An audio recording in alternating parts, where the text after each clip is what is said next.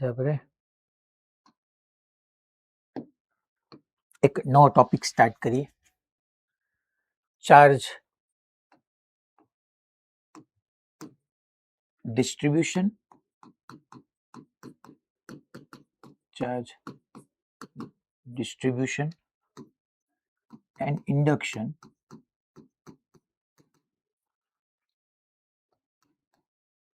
in the conductor which have cavity.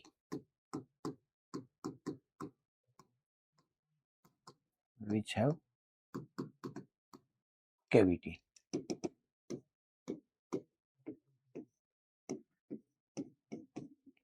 ટૂંકમાં conductor છે, કંડક્ટરની પાસે કેવિટી છે, અને ઈ કેસની અંદર જેમાં ટૂંકમાં કેવિટી છે તો એમાં આપણે ચાર્જ ડિસ્ટ્રીબ્યુશન કઈ રીતે થશે, ઇન્ડક્શન કઈ રીતે થશે એ આપણે સમજવાનું છે. હું આવી રીતનો છોકરા કોઈ એક મેટલ કંડક્ટર લઉં છું. એક મેટલ કંડક્ટર છે અને એની અંદર આવી રીતની એક કેવિટી છે. આવી રીતની છોકરા અહીંયા કેવિટી છે.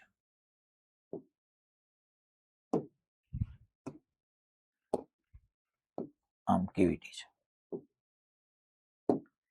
આ બધી જગ્યાએ, બાકી બધી જગ્યાએ બલ્ક છે. અહીંયા બધી જગ્યાએ બલ્ક છે છોકરા. આ બધે બલ્ક ઓફ મેટર.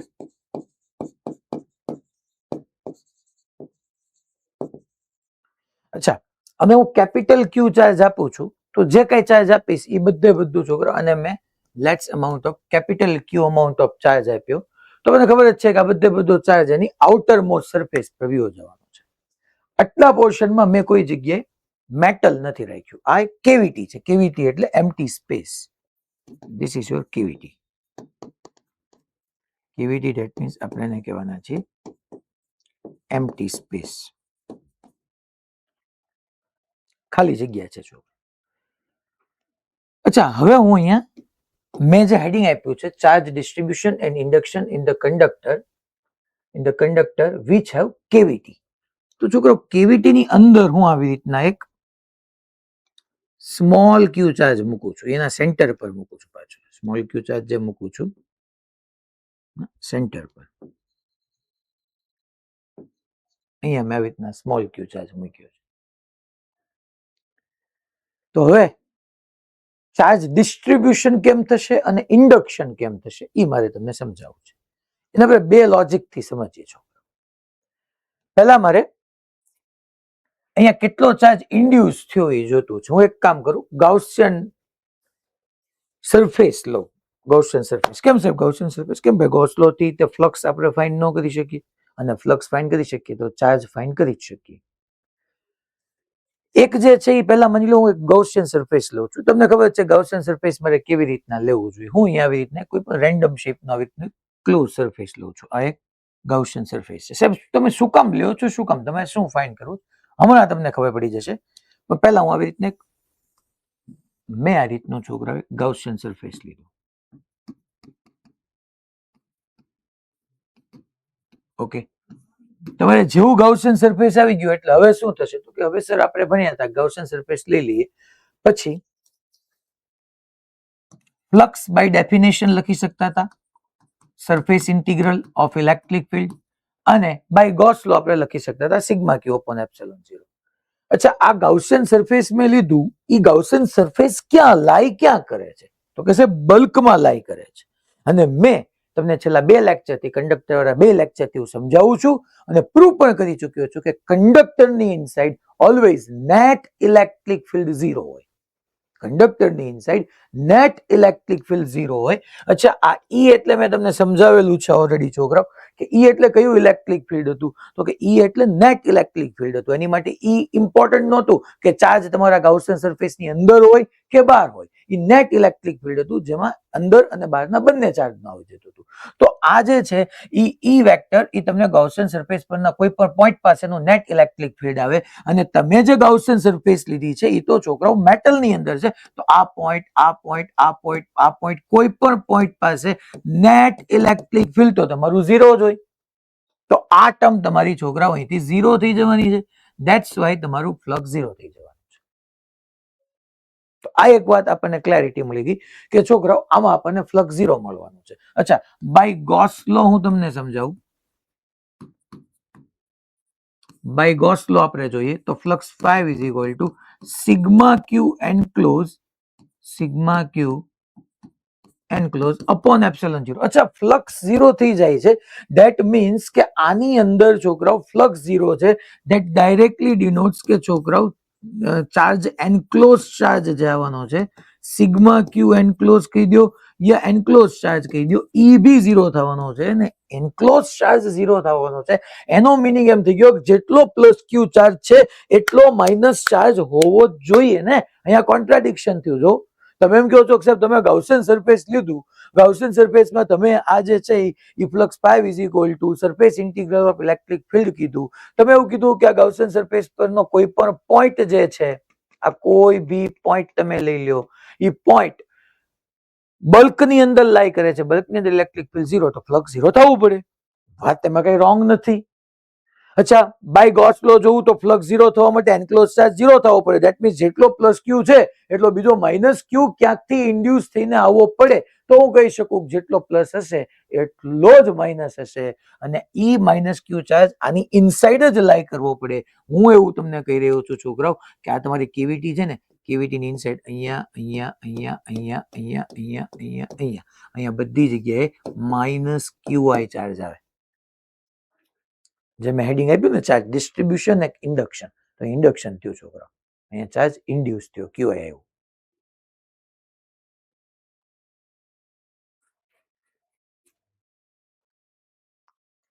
બોલો આઈડિયા આવ્યો? તો માઇનસ ક્યુઆઈ ને પ્લસ ક્યુઆઈ હોય તો જ 0, તો અમે આઈ લખ્યું છે ઇન્ડ્યુસ. અચ્છા, આનું આ લોજિક હું તમને બીજી એક રીતે બી સમજાવી શકું છું. એવું નથી કે આપણે પાસે એનો આઈડિયા નથી. તમે જુઓ તો આ પ્લસ ક્યુ ચાર્જ છે, જો આમાં હતા બે જ ચાર્જ, મારી વાતને કાન ખોલીને સાંભળો છો, હતા બે જ ચાર્જ, એક મેં પોઈન્ટ ચાર્જ ક્યુ લીધો હતો અને એક બીજો કેપિટલ ક્યુ ચાર્જ. આ પ્લસ ક્યુ ચાર્જ છે તો પ્લસ ક્યુ ચાર્જ માંથી ઇલેક્ટ્રિક ફિલ્ડ ક્યાં હોય તો કે રેડિયલી આઉટવર્ડ્સ હોય. તો એની ઇલેક્ટ્રિક ફિલ્ડ લાઇન્સ ડ્રો કરું. અચ્છા, પોઝિટિવ ચાર્જ છે એની electric field lines radially outwards. અચ્છા, રેડિયલી આઉટવર્ડ્સ. અચ્છા, રેડિયલી આઉટવર્ડ્સ. અચ્છા, radially outwards, radially outwards, radially outwards, આમ બધે હશે. અચ્છા, મેં તમને એવું સમજાવ્યું હતું કે ઇલેક્ટ્રિક ફિલ્ડ લાઇન્સ શું મેટલ સરફેસને પેનિટ્રેટ કરી શકે કે ન કરી શકે? Electric field lines, electric field lines મેટલને, ધાતુને ભેદીને બહાર જઈ શકે કે ન જઈ શકે? ન જઈ શકે. ઇલેક્ટ્રિક ફિલ્ડ જઈ શકે, ઇલેક્ટ્રિક ફિલ્ડ લાઇન્સ ન જઈ શકે. Because of electric field lines શું શો કરે છે? Net electric field. તો ધેટ મીન્સ કે આ પોઝિટિવ માંથી જે ઇલેક્ટ્રિક ફિલ્ડ લાઇન આવી એ કઈ મેટલ સરફેસને ભેદીને અંબાર નથી જવાનું. ધેટ મીન્સ કે આ ઇલેક્ટ્રિક ફિલ્ડ લાઇન્સ જશે ક્યાં? તમારે સમજવું પડે કે જેટલો પ્લસ ક્યુ ચાર્જ છે ને તો આજુબાજુમાં મેટલ જ છે. આ જે બલ્ક મેં દર્શાવ્યું ને એ મેટલ જ છે. તો આ પ્લસ ક્યુ અહીંથી બધી જગ્યાએથી ઇલેક્ટ્રોનને પુલ કરશે, ઇલેક્ટ્રોનને પુલ કરશે અને ઇલેક્ટ્રોન અહીં આવી જશે ને પ્લસ માંથી જે તમારી ઇલેક્ટ્રિક ફિલ્ડ લાઇન્સ ઓરિજિનેટ થઈ ને એમાં માઇનસમાં ટર્મિનેટ થઈ ગઈ, અહીંયા માઇનસમાં ટર્મિનેટ થઈ ગઈ, અહીંયા માઇનસમાં ટર્મિનેટ થઈ ગઈ, અહીંયા માઇનસમાં ટર્મિનેટ થઈ ગઈ, બધી જગ્યાએ ટર્મિનેટ થઈ ગઈ. તો અહીંયા પ્લસ ક્યુ છે એટલો સામે માઇનસ ક્યુ આવવો જ પડે. કારણ કે તો જ આ પોઝિટિવ ચાર્જની ઇલેક્ટ્રિક ફિલ્ડ લાઇન્સ ઓરિજિનેટ થઈને સામે માઇનસ ક્યુ માં ટર્મિનેટ થાય. અને આ માઇનસ ક્યુઆઈ હોય ક્યાંથી આવ્યો? આ માઇનસ ક્યુઆઈ તમારો આ જે ઇન્ડ્યુસ ચાર્જ છે એ ક્યાંથી આવ્યો? માઇનસ ક્યુઆઈ ક્યાંથી આવ્યો? તો કે સાહેબ ઈ માઇનસ ક્યુઆઈ આવ્યો છે આ મેટલમાંના ઇલેક્ટ્રોને પુલ કર્યા. તો ઈ ઇલેક્ટ્રોન જેટલા કેવિટીની અંદર પુલ થયા એટલો સરફેસની આ સાઈડ, આ સરફેસ પર આ જે યલો કલરથી સરફેસ ડ્રો કરી ત્યાં એટલો ઇલેક્ટ્રોન ડેફિશિયન્સી ઝોન ક્રિએટ થયો. તો ત્યાં પ્લસ ક્યુ આવ્યા કહેવાય. તો આના ઉપરનું ચાર્જનું ડિસ્ટ્રીબ્યુશન જે ખરેખર ક્યુ હતું એ ક્યુ માંથી ચેન્જ થઈને કેપિટલ ક્યુ પ્લસ સ્મોલ ક્યુ થઈ ગયું. તો ડિસ્ટ્રીબ્યુશન ચેન્જ થઈ ગયું.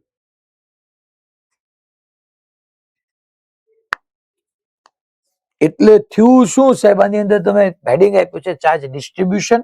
અચ્છા, ડિસ્ટ્રીબ્યુશન જોવા જાવ, આ પ્લસ ક્યુ જે હતો કેવિટીની અંદર એક્ઝેક્ટલી સેન્ટરમાં પડ્યો હતો.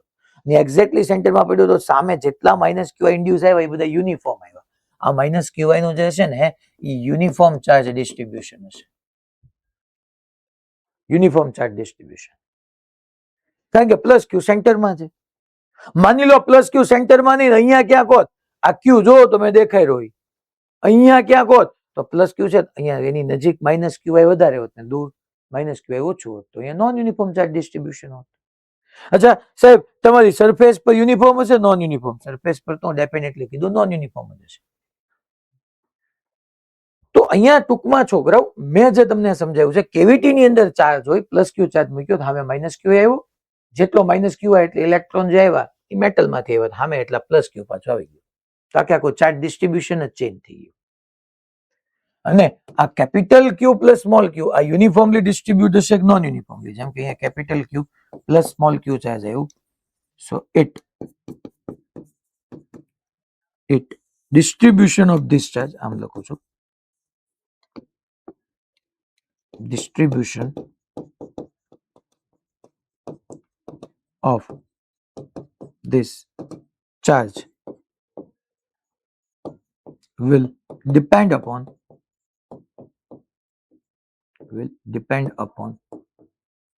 shape of surface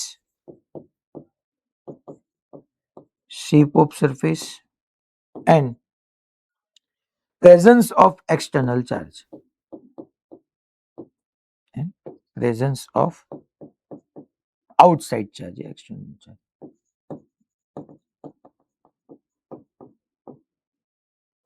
ટૂંકમાં માની લો મેં અહીંયા યલો કલરની જે સરફેસ ડ્રો કરી ઈ રેન્ડમ શેપની ડ્રો ન કરી હોત ને મસ્ત સ્ફિયર ડ્રો કરી નાખ્યો હોત તો એ તમારો કેપિટલ ક્યુ પ્લસ સ્મોલ ક્યુ ચાર્જ યુનિફોર્મલી ડિસ્ટ્રીબ્યુટ થઈ જાય. અચ્છા માની લો આ બધું આ મસ્તીનું છે ને અહીંયા જુઓ તો હવે હાવ એકાદો કોઈ જોયો નો એવો કલર લાવીને મૂકી દઉં. માની લો મેં અહીંયા આવી રીતનો એક છોકરાવ ક્યુ ડેશ ચાર્જ લઈ આવ્યો હું આવી રીતના, તો આ ક્યુ ડેશ પોઝિટિવ છે તો ઈ આ પોઝિટિવ ને રિપેલ કરશે અને ઇલેક્ટ્રોન ને એટ્રેક્ટ કરશે, તો ચાર્જ ડિસ્ટ્રીબ્યુશન ચેન્જ થઈ ગયું ને. તો આ જે તમારી સરફેસ છે સરફેસ પર ચાર્જ ડિસ્ટ્રીબ્યુશન કેવું હશે? યુનિફોર્મ હશે, નોન યુનિફોર્મ હશે? તો ઈ ડિપેન્ડ કરશે. Distribution of this charge will depend upon shape of the surface. માની લો કોઈ જગ્યાએ ક્યાંય શાર્પ એજ આવી ગઈ તો ત્યાં ચાર્જ વધારે આવી ગયું, એટલે shape of the surface and presence of outside charge. બહાર કયો ચાર્જ હાજર છે નથી એની મુજબ આ બધું ડિસ્ટ્રીબ્યુટ થશે. અચ્છા સેમ એવી જ રીતના હું તમને કહી દઉં કે ભાઈ ચાર્જ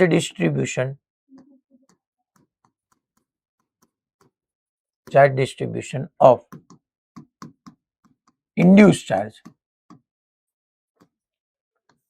માની લો તમારો છોકરો Q charge if Q is at center of cavity, તો ચાર્જ ડિસ્ટ્રીબ્યુશન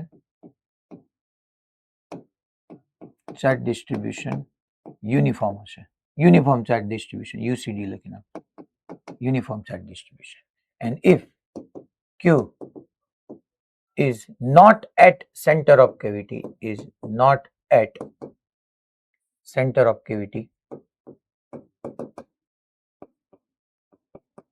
તો એ નોન યુનિફોર્મ ચાર્જ ડિસ્ટ્રીબ્યુશન થઈ જશે.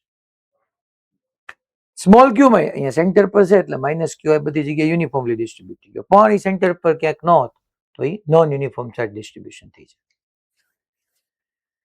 ટૂંકમાં મેં છોકરાઓ તમને અહીંયા બે રીતે વાત સમજાવી, એક જેટલો પ્લસ ક્યુ છે એટલો સામે માઇનસ ક્યુ આવવો જ પડે.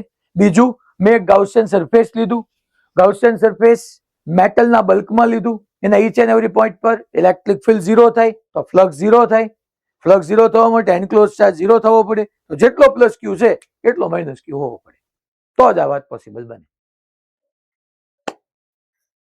હવે આના ઉપર આપણે ઢગલાબંધ ક્વેશ્ચન કરીએ એટલે આ વસ્તુને ઓર તમે સરસ રીતે આત્મસાત કરી શકો.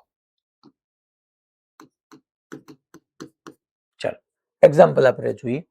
પહેલા છોકરા હું તમને એક આપણે આવો સ્ફિયર લઈએ છીએ, મસ્ત યુનિફોર્મ સ્ફિયર છે, મેટલનો છે, અને એની અંદર છોકરાઓ એક આવી રીતની કેવિટી છે.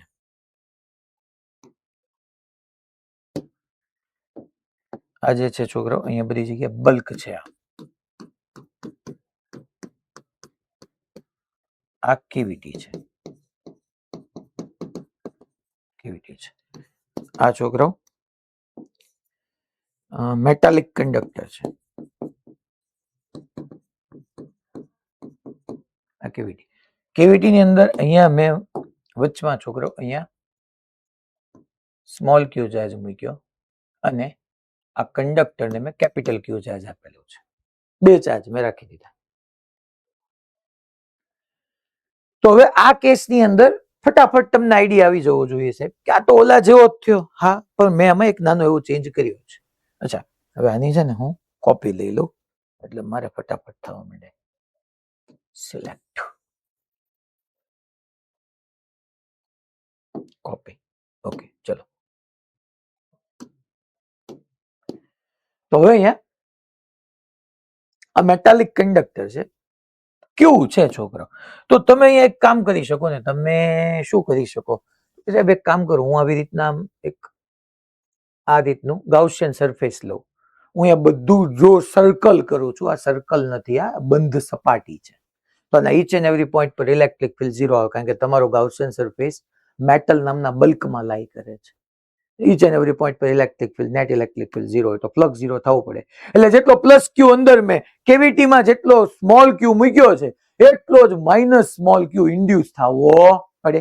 એક રીત. બીજી રીત કે પ્લસ ક્યુ માંથી ઇલેક્ટ્રિક ફિલ્ડ લાઇન્સ ઓરિજિનેટ થઈને બહાર આવે તો ઇલેક્ટ્રિક ફિલ્ડ લાઇન્સ કઈ આમાંથી મોરો દઈને સીધી પેનિટ્રેટ કરી ન વહી જાય. આમે છોકરો પ્લસ ક્યુ માંથી જે ઇલેક્ટ્રિક ફિલ્ડ લાઇન્સ આવે છે ને ટર્મિનેટ થવા અહીંયા માઇનસ ક્યુ આઈ ચાર્જ જોઈએ જ તે.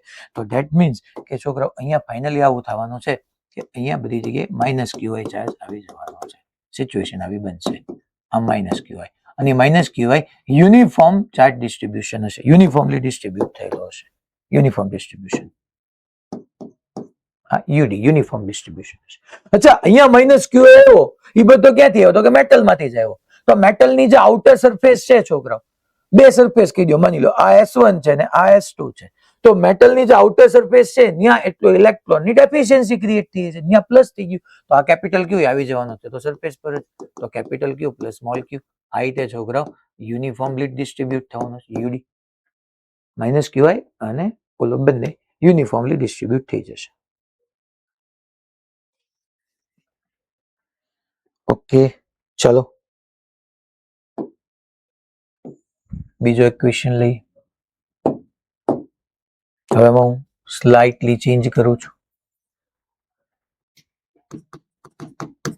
હું છોકરાઓ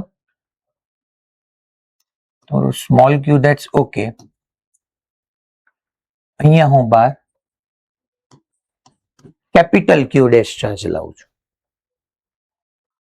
અત્યાર સુધી એક્સટર્નલ આઉટસાઇડ ચાર્જ પ્રેઝન્ટ નહોતો અને અહીંયા તમારો કેપિટલ ક્યુ પ્લસ સ્મોલ ક્યુ યુનિફોર્મલી ડિસ્ટ્રીબ્યુટ થઈ ગયો. હવે હું એક્સટર્નલ ચાર્જ નું પ્રેઝન્સ રાખું છું. પ્રેઝન્સ ઓફ external charge या outside charge.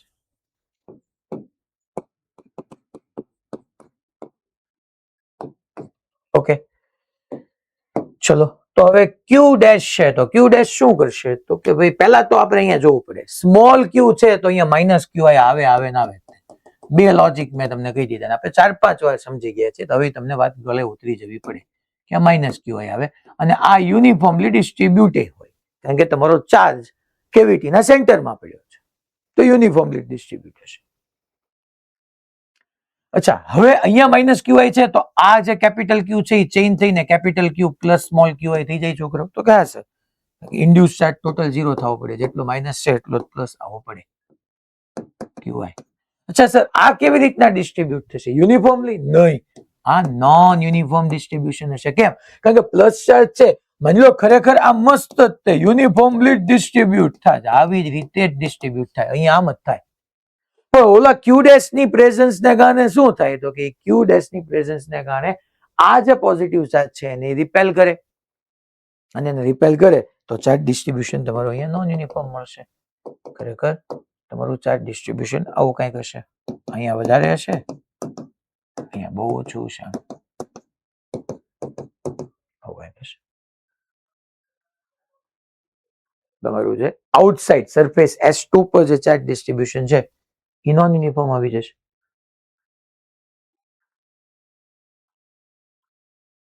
અચ્છા, ઓકે સાહેબ, માની લો આમ હોય તો શું થશે?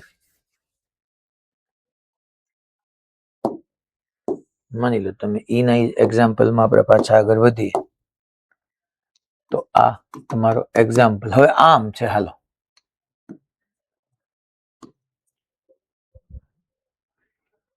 તો શું થશે સાહેબ? તો કે ભાઈ તો જો આ સ્મોલ ક્યુ ચાર્જ છે તો યાર પેલા તો બે રીતે લોજિક વિચારી. પેલા આપણું લોજિક એમ કે છે કે પેલા તમે જુઓ તો સાહેબ અહીંયા એક અચ્છા કેવિટી છે એટલે એમ્પ્ટી સ્પેસ થઈ. મેં આવી રીતનો ગાઉસિયન સરફેસ લીધું તો ઈચ એન્ડ એવરી પોઈન્ટ પર ઇલેક્ટ્રિક ફિલ્ડ 0 હોય એટલે ફ્લક્સ 0 થાય તો નેટ ફ્લક્સ 0 થવું પડે. એટલે જેટલો પોઝિટિવ પ્લસ ક્યુ છે એટલો જ માઇનસ ક્યુ ઇન્ડ્યુસ થવો પડે ને થવો પડે. That is first logic. Second logic, positive માંથી જેટલી ઇલેક્ટ્રિક ફિલ્ડ લાઇન્સ બહાર આવે નેગેટિવમાં ટર્મિનેટ થવી પડે. તો નેગેટિવ ઇન્ડ્યુસ થવાનો છે. બટ અહીંયા નેગેટિવ ઇન્ડ્યુસ થાય એમાં કોઈ ના નથી પાડતો, પણ અહીંયા નેગેટિવ વધારે હશે.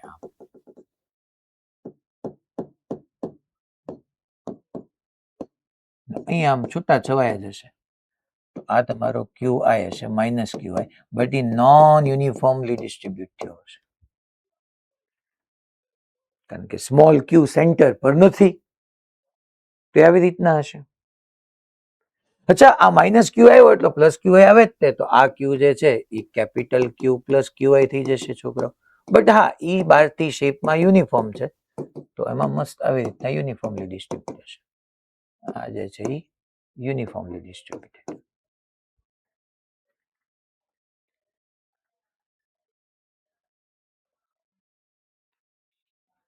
હવે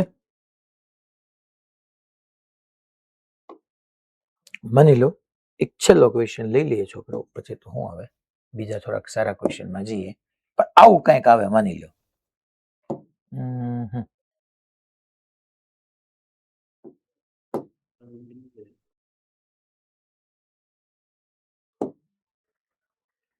આવું કંઈક આવે.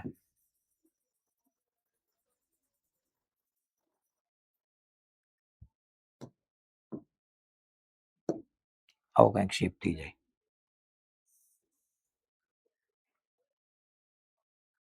ચાય કરીને મેં એવું શેપ કર્યું હોય અને અંદર તમારી કેવિટી છે ને ઈ આવી થઈ જાય. કેવિટી છે ને ઈ આવી સ્ફેરિકલ ન રહે.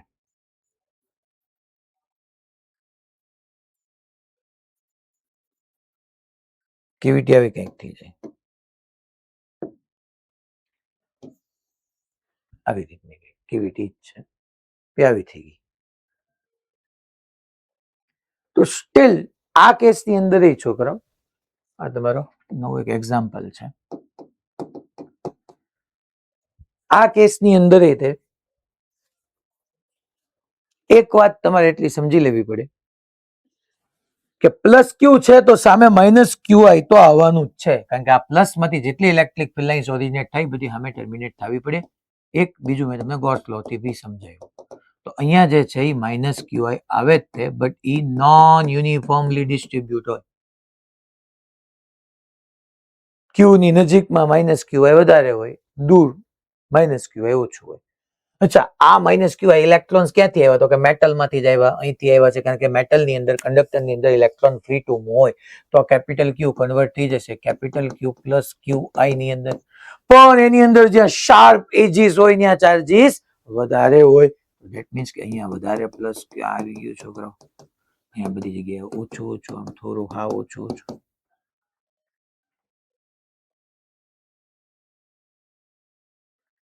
તો અહીંયા જે છે અહીંયા નોન યુનિફોર્મલી ડિસ્ટ્રીબ્યુટ થયું. નોન યુનિફોર્મલી ડિસ્ટ્રીબ્યુટ થયું. હવે તમે જ મને વિચાર કરો તો હું આવું કરું તો આ તમે લખતા નહીં, અહીંયા હું ક્યુ ડેશ લઈ આવું તો આ જ શાર્પ એજીસ પરનો ચાર્જ રિપલ થઈને દૂર વ્યો જશે. એટલે મેં તમને sigma is inversely proportional to r લખાયું હતું ને ત્યારે મેં તમને કીધું હતું કે આ તો જ વેલિડ છે જો તમારો કંડક્ટર આઇસોલેટેડ હોય, અલગ કરેલો હોય. જો આઇસોલેટેડ ન હોય, બહારથી આ ચાર્જ આવ્યો, હવે મેં શું સમજાયું? મેં તમને સમજાયું sigma is inversely proportional to r. Sharp edges પાસે સરફેસ ચાર્જ ડેન્સિટી વધારે હોય. તમે ગયો બરાબર છે. અને હવે હું અહીંયા છોકરા આવી રીતનો બાર આ ક્યુ ડેશ ચાર્જ રાખી દઉં તો અહીંયા ઉલટાઈ જાય વાત.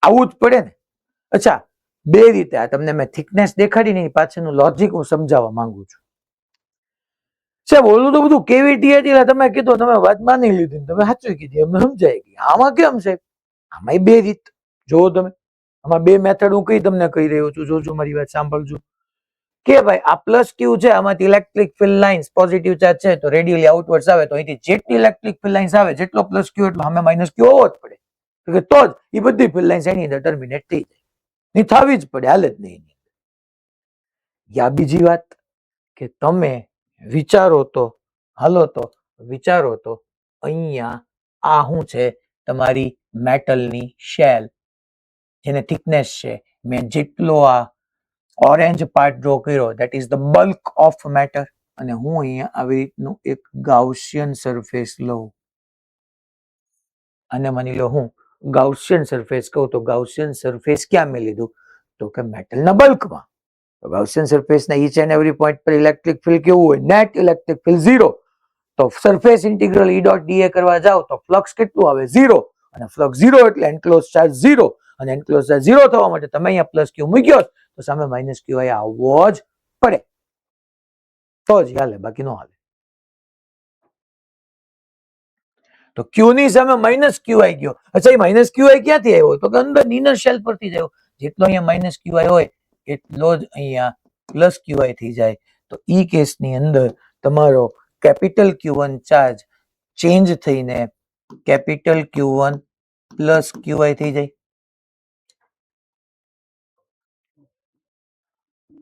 હવે ચાર્જ બદલાઈ ગયો છે.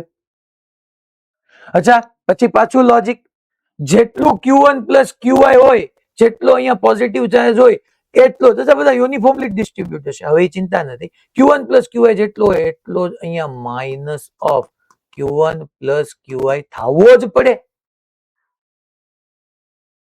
બીજી શેલ માટે, આઉટર શેલ માટે જેટલો ઇનર શેલ પર Q1 પ્લસ ક્યુઆઈ છે, તો બીજી શેલ માટે એટલો અંદર માઇનસ Q1 પ્લસ ક્યુઆઈ થવો જ પડે. અહીંયા પોઝિટિવ ચાર્જ છે તો સામે નેગેટિવ માં ટર્મિનેટ થાય. અચ્છા, બીજું લોજિક એમ કે છે કે હું આઉટર શેલ ની અંદર, અહીંયા બલ્ક ની અંદર આ રીતનું ગાઉસિયન સરફેસ લઉં, આ ગાઉસિયન સરફેસ લઉં, તો ગાઉસિયન સરફેસ નો ઈચ એન્ડ એવરી પોઈન્ટ બલ્કમાં છે, મેટલના બલ્કમાં છે, ઇલેક્ટ્રિક ફિલ્ડ 0 હોય તો સરફેસ ઇન્ટિગ્રલ મુજબ ફ્લક્સ 0 આવે, નેટ ચાર્જ 0 થવો પડે. અચ્છા, આની અંદર આઉટર જે મેં ગાઉસિયન સરફેસ લીધું એની અંદર નેટ ચાર્જ કેટલો હતો કે plus Q minus QI, cancel થઈ ગયો, plus Q minus Q cancel થઈ ગયો. અચ્છા, Q1 plus QI minus Q1 plus QI cancel થઈ ગયો. અચ્છા, ક્યુઆઈ ની વેલ્યુ કેટલી હશે, ક્યુ જેટલી જ હશે, નહીં તો પાછો આઈ કહું છું તો ઘણા ઊંધું સમજી લે. આ માઇનસ ક્યુઆઈ ધેટ મીન્સ કે માઇનસ ક્યુ જ હશે. અહીંયા તમારા induce charge magnitude wise Q જેટલો થશે. તો plus Q minus Q cancel, Q1 plus Q1 minus Q, minus અંદર જવા દો તો કેન્સલ થઈ જાય. તો ધેટ મીન્સ જેટલો ઇનર શેલ ની આઉટર સાઇડ પર પોઝિટિવ ચાર્જ હતો એટલો જ આઉટર શેલ ની inside charge minus Q1 plus QI થવો પડે. અને અહીંયા જેટલો માઇનસ હોય એટલો જ બહાર પ્લસ હોય. તો છોકરાઓ આ જે છે એ Q2 ચેન્જ થઈને કેટલું થઈ જાય, તો કે Q2 ચેન્જ થઈને થઈ જશે Q1 plus QI plus Q2. Final charge distribution બધી જગ્યાએ ચેન્જ થઈ. જેટલો અહીંયા માઇનસ Q1 પ્લસ ક્યુઆઈ હતો એટલો જ બાર પ્લસ Q1 પ્લસ ક્યુઆઈ આવી ગયો.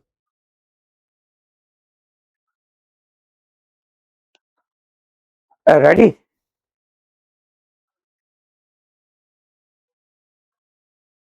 ઓકે, હા જલ્પ. સર આપણે આ બે સ્ફિયરને મેટલ રોડથી જોડી દઈશું તો પછી કઈ થશે? તો હાઈ પોટેન્શિયલ ત્યારે પોટેન્શિયલમાં યુઝવાનું. કાલ આપણે નહોતા જોયા, 3 શેલ લીધી ને પછી વચ્ચેના ઠેકાડીને બેલને જોઈ હતી. તો પછી ચાર્જીસ માની લો બેના પોટેન્શિયલ સેમ હોય તો ડિસ્ટ્રીબ્યુટ ન થાય, બાકી high potential to final potential charge distribute થાય, અને ફાઇનલ ગોલ બે શેલનો પોટેન્શિયલ સેમ કરવાનો છે. કનેક્ટ કર તું કંડક્ટર થી બે કંડક્ટિંગ શેલ ને કનેક્ટ કર એટલે ફાઇનલી બેના પોટેન્શિયલ સેમ થાય સ્ટેડી સ્ટેટ. અચ્છા, હવે માની લો હું તમને અલગ રીતે કહું થોડુંક.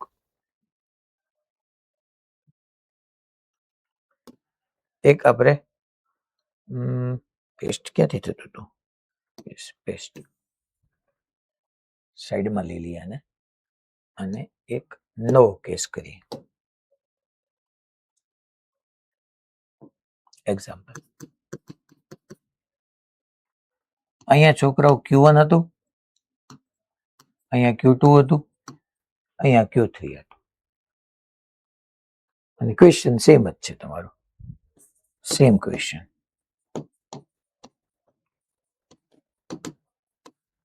તો સાહેબ હવે તો આ વાત ઈઝી થઈ જાય.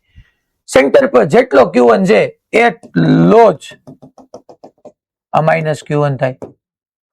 અચ્છા, ઇન્ડ્યુસ થયો એ ખરેખર માઇનસ Q1. અચ્છા, અહીંયા માઇનસ Q1 તો બહાર પ્લસ Q1 તો Q2 ચેન્જ થઈને Q1 પ્લસ Q2 થઈ જાય. અચ્છા, અંદરની શેલ પર Q1 પ્લસ Q2 છે તો એટલો જ સામે minus of Q1 plus Q2 આવી જવું પડે અને માઇનસ Q1 પ્લસ Q2 આવ્યો એટલો જ બહાર પ્લસ Q1 પ્લસ Q2 આવવો જોઈએ. તો આ Q3 માંથી ચેન્જ થઈને Q3 plus Q1 plus Q2 થઈ જાય. That's it. ટૂંકમાં તમારું ચાર્ટ ડિસ્ટ્રીબ્યુશન ચેન્જ થઈ ગયું. જે બાર Q2 હતું એમાંથી Q1 પ્લસ Q2 થઈ ગયું. જ્યાં સામે બાર Q3 હતું ત્યાંથી Q1 plus Q2 plus Q3 થઈ ગયું. તમારું અહીંયા ચાર્જ ડિસ્ટ્રીબ્યુશન ઘણા બધા અંશમાં ચેન્જ થઈ ગયું. માની લો હું એક આની આ કેસમાં 3 લઈ લઉં છોકરો, બીજું હું 3 વાળા 2 કરાવી દઉં અને એમાં થોડોક આપણે ડેટા સાથે જઈએ, થોડુંક ઓર તમને વાતને ટફ બનાવીએ. હવે હું આવી રીતના મારી રીતના ડ્રો કરી નાખું છું. આ ટૂંકમાં છોકરાઓ તમારી ઇનર સરફેસ હતી, આવી રીતના ઇનર શેલ, સોરી.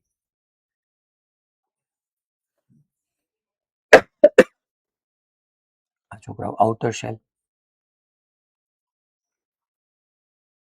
અને 3 કોન્સન્ટ્રિક શેલ લઈ લેવા. આવી રીતે 3 મેં કોન્સન્ટ્રિક શેલ લઈ દીધું. 3 concentric metallic shell છે.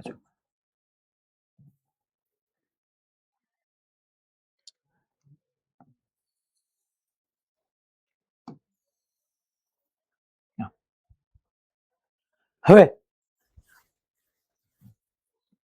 હું છોકરાઓ ટ્રાય કરીને અહીંયા સેન્ટર પર જે છે છોકરાઓ એક સ્મોલ ક્યુ ચાર્જ રાખું યા કેપિટલ ક્યુ ચાર્જ બી રાખી શકું. સેન્ટર ઉપર આપણે કયો ચાર્જ રાખીએ છીએ એના ઉપર બાકી બધું ડિસાઈડ થશે. પણ હું અહીંયા ક્યુ રાખું છું, પ્લસ ક્યુ અને માઇનસ 2Q આપું અને પ્લસ ક્યુ આપું અને 2Q આપું. મેં ટ્રાય કરીને વચ્ચે ક્યુ રાખ્યો, પછી પ્લસ 2Q યા minus 2Q plus Q minus 2Q આવા આપ્યા. પછી એમના 2 કુલમ 5 કુલમ એવા હું રાખી દઈશ. જો તમે હવે ક્વેશ્ચન ઈ જ છે છોકરાઓ, find final charge on each shell. Find charge on outer and inner surface of each shell. Find, draw કરી નાખીએ છીએ અહીંથી આમ connection. Find final charge on inner and outer side of each shell. Okay, ચલો જોઈ લઈએ છોકરાઓ. Plus ક્યુ છે તો હવે આમાં આપણું લોજિક તો એમ કે અહીંયા પ્લસ ક્યુ છે તો સામે સર માઇનસ ક્યુ ઇન્ડ્યુસ થવો જ પડે. રેડી? હવે મેં તમને અહીંયા વાત થોડીક બદલી નાખી. મેં ફાઇનલ ચાર્જ પૂછ્યો છે. લા ક્વેશ્ચન બરાબર સમજી લેજો. તો પ્લસ ક્યુ છે તો સામે માઇનસ ક્યુ આવ્યો એ ઇન્ડ્યુસ થયો. અચ્છા, અહીંયા માઇનસ ક્યુ હોય તો અહીંયા પ્લસ ક્યુ થઈ જાય ને.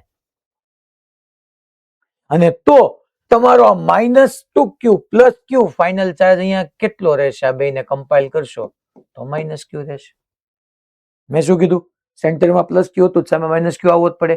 કેમ? તો કે તમે આ જે નાની શેલ છે એની અંદર બલ્કની અંદર ગાઉસિયન સરફેસ લો નેટ ચાર્જ 0 થવો જોઈએ. પ્લસ ક્યુ સામે માઇનસ ક્યુ. અહીંયા માઇનસ ક્યુ એટલો જ પ્લસ ક્યુ. તો છોકરાઓ તમને એમ કીધું છે final charge on inner and outer side of it cell. તો અંદરની સાઈડમાં ટૂંકમાં ફર્સ્ટ સેલ, આને આપણે નામ આપી દઈએ, that is your first cell, that is your second cell, that is your third cell. તો ફર્સ્ટ સેલ ની અંદર માઇનસ ક્યુ આવ્યો અને બારે છોકરાઓ માઇનસ ક્યુ જ આવ્યો. નેટ ફાઇનલ ચાર્જ તો એ થયો કારણ કે માઇનસ ક્યુ એટલો પ્લસ ક્યુ.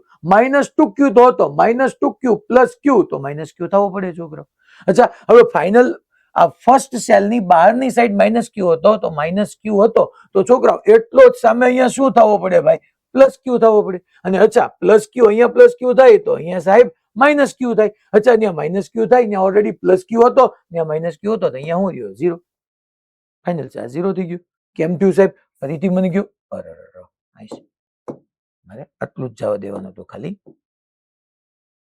હું તમને એમ કહી રહ્યો છું અહીંયા કે પહેલા આ પ્લસ ક્યુ હતો સામે માઇનસ ક્યુ આવે. અહીંયા મેં -2 ક્યુ રાખ્યો તો માઇનસ ક્યુ તો અહીંયા પ્લસ ક્યુ. -2 ક્યુ ઓલરેડી ચાર્જ હતો, બીજો પ્લસ ક્યુ આવ્યો તો નેટ કેટલો થઈ ગયો? માઇનસ ક્યુ. અચ્છા અહીંયા માઇનસ ક્યુ છે તો સામે કેટલો આવવો જોઈએ? પ્લસ ક્યુ આવવો જોઈએ. અચ્છા અહીંયા પ્લસ ક્યુ આવવો જોઈએ. યસ, આ પ્લસ ક્યુ થઈ ગયો તો અહીંયા કેટલો થાય ભાઈ? માઇનસ ક્યુ. ઓલરેડી અહીંયા છોકરાઓ પ્લસ ક્યુ છે અને બીજો માઇનસ ક્યુ આવ્યો તો એ કેટલો થઈ જાય? 0. તો અહીંયા 0. આની ઇનર સાઈડ પર કેટલો રહેશે ભાઈ? 0. અને ઇનર સાઈડ પર 0 જ રહેશે. અને બહાર કેટલો રહેશે? 2 ક્યુ. આની ઇનર સાઈડ પર 0, અહીંયા 0.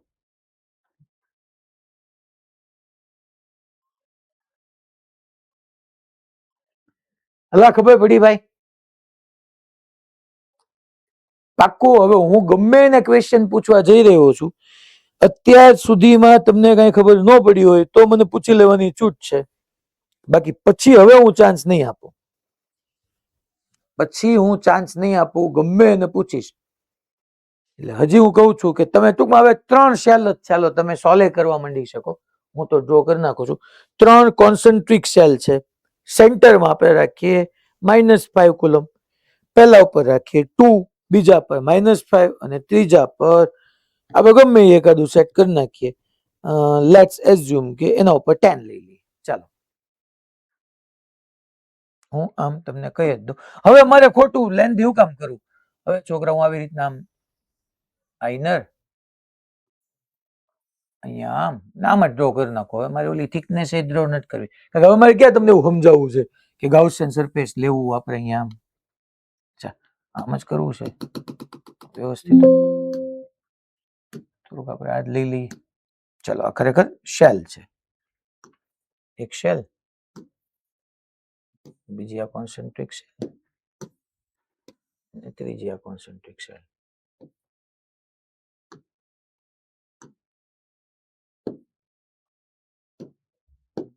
ત્રણ શેલ છે છોકરો. એક્ઝામ્પલ મેં સેન્ટર પર કેટલો કીધો? 5 કુલમ. પછી આના ઉપર કેટલો કીધો? 2 કુલમ. આના ઉપર -5 કુલમ. આના ઉપર 10 કુલમ. રેડી ને? આવું જ બોલ્યો હતો ને? તમે નોટ ડાઉન કર્યું હોય તો પાછો તમે ગણો ને હું અહીંયા લખું એ અલગ ન પડે, નહીં તો આન્સરો મેચ નહીં થાય. એટલે હું અહીંયા સાઈડ સેન્ટર પર -5, સેન્ટર પર -5 બોલ્યો તો +5 બોલ્યો તો?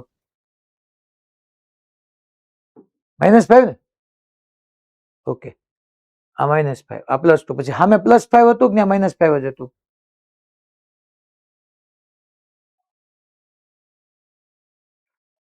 ઓકે હાલો કાંઈ વાંધો નહીં. આ ક્વેશ્ચન મુજબ કરવા માંડું. હવે આમાં તમે કંઈક ચેન્જ કર્યું હોય તો મને કહેજો. મેં અહીંયા કહી દીધું -5 કુલમ, 2 કુલમ, -5 કુલમ અને 10 કુલમ. અને ક્વેશ્ચન છે છોકરો કે find final charge, find charge on outer and inner cell of each cell. Find charge on outer and inner side of each cell. ચલો કોણ આન્સર આપશે મને?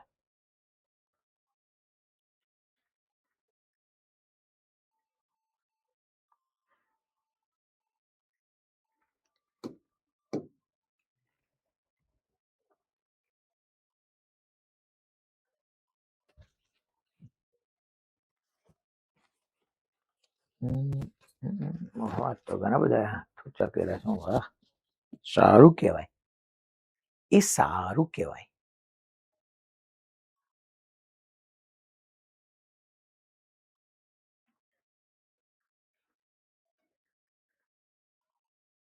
હા ધ્યેય તું કેતો બેટા.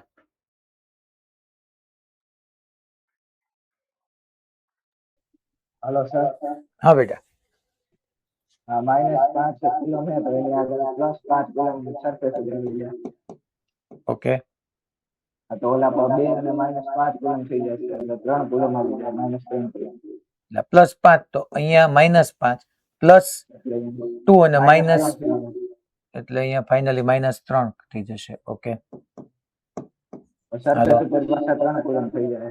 અહીંયા 3 કુલમ. Okay, very good. હાલો, તો બહાર -3 આવી જાય એટલે કુલ -8 થઈ જાય. આ -3 આ +3 તો ત્યાં -3 એટલે ત્યાં શું થઈ જાય? -8. ઓલા પર +8 અને -8 એટલે 2 થઈ જાય છે. પછી આ -8 ને અહીંયા +8 ને બહાર -8 એટલે પાછા 2. -8 એટલે પાછા ટૂંકમાં ટોટલ 10 કોલમ હતો, અહીંયા 8 કોલમ છે, તે અહીંયા 2 કોલમ કીધું. હાલો મેચ કરો. કોઈ એવું ખરી કે જેને ભાઈ આ આન્સરોને ચેલેન્જ કરવા છે કે ના સાહેબ આમ નો આવે? +2 +8 આ +2 છો છોકરા, +2 +8 પછી -8 +3 -3 +5 -5. રેડી બધાને? પાક્કો? કે ફાઇન. તો બસ આ રીતના જ જતો. આમાં તમે આમે વિચારી શકો, જો તમે બધું લોજિક થી વિચારો. એક બીજી લોજિક, આ -5 ની સામે +5 તો આવવાનું જ, એ તો ખબર પડી ગઈ. હવે તમે વિચાર કરો તો આનો પર ટોટલ ચાર્જ કેટલો છે? 2 કુલમ છે. 2 કુલમમાં અહીંયા +5 આવે તો અહીંયા મારે 2 કુલમ લાવો, અહીંયા +5 છે તો આમે -3 કરવું પડે, તો જ 5 - 3 2 રહે. હેલો, લા ખબર પડી ભાઈ મેં શું કીધું? પછી આના ઉપર -5 કુલમ જોતો, આ -3 ની સામે +3 પાકું. અચ્છા, -5 કુલમ જોતો હશે તો અહીંયા +8 હશે, તો અહીંયા -8 કુલમ લો તો +3 અને -8 એટલે છોકરાઓ +3 -8 એટલે -5 આવે. પછી આઉટર સેલ પર મારે 10 કુલમ જોતો, આ -8 ની સામે +8 પાકું. પણ હવે મારે ટોટલ 10 કુલમ જોતો તો અહીંયા +8 હશે તો અહીંયા +2 કરવું પડશે, તો 8 + 2 10 થશે. હેલો, હલા ખબર પડી ભાઈ? આ રીતે લોજિક થી વિચારવા કે ટોટલ કેટલો ચાર્જ કરવો છે, એટલે કોઈ દિવસ ક્યાંય કન્ફ્યુઝન જ નહીં આવે. 2 કુલમ જોતો અહીંયા 5 આવી ગયો તો ટોટલ 2 કરવા માટે આ 5 છે, સામે -3 કરવું પડે. -5 જોતો અહીંયા 3 છે તો -5 કરવા માટે 3, તો મેથ શું કહે છે કે ટોટલ -5 ક્યારે થાય? અહીંયા 3 કરો ને અહીંયા -8 કરો તો -8 + 3 -5 થાય.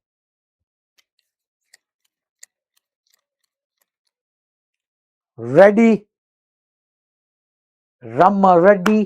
સેમ તમે આમાં એવું એપ્લાય કરી શકો કે ભાઈ ક્યુ -Q હતો. જો હવે -Q મારે ટોટલ -2 Q કરવો છે, અહીંયા -Q હતો તો અહીંયા -Q કરું તો -Q -Q થાય. અચ્છા, અહીંયા -Q અહીંયા +Q આવી જ જવાનું. અચ્છા, અહીંયા +Q હતો, અચ્છા અહીંયા ઓલરેડી +Q હતો તો અહીંયા શું થયું? -Q +Q, તો ટોટલ છોકરા +Q +Q, હવે શું રહ્યું? તો કે ભાઈ કાંઈ ન રહ્યું, 0 થયું. ટોટલ ચાર્જ મારે +Q કરવો છે. હવે ટોટલ ચાર્જ મારે +Q કરવો છે તો ટોટલ ચાર્જ મારે +Q કરવો છે. આ -Q ની સામે અહીંયા મેં +Q લીધો, હવે ટોટલ +Q કરવો તો અહીંયા મારે -Q જ વિચારવો પડે ને છોકરો, -Q. હવે હું કીધું ખબર પડી ભાઈ?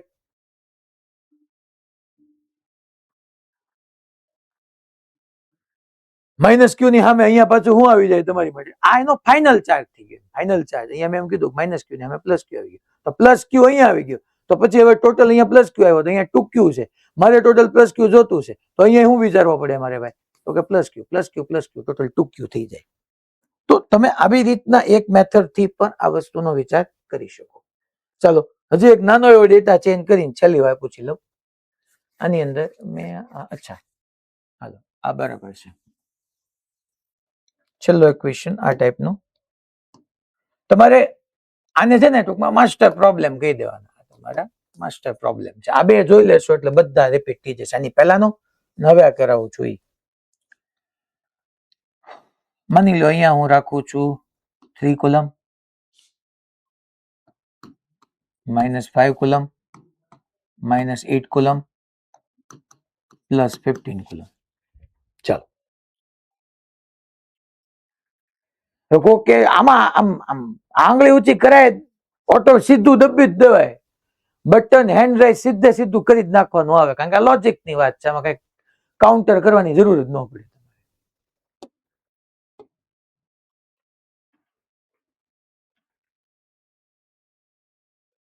Zoom zoom zoom zoom zoom.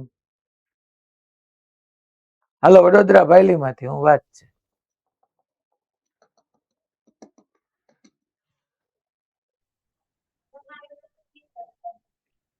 શું બેન આગળ આવીને બોલો તો સંભળાશે.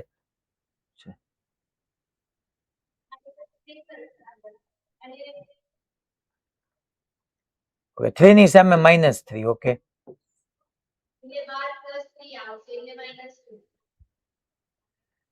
જો બેન આની અંદર મારે ટોટલ -5 કુલમ કરવો છે.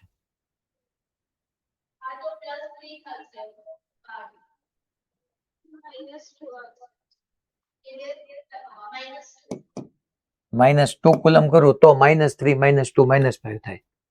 પછી આ -2 છે તો અહીંયા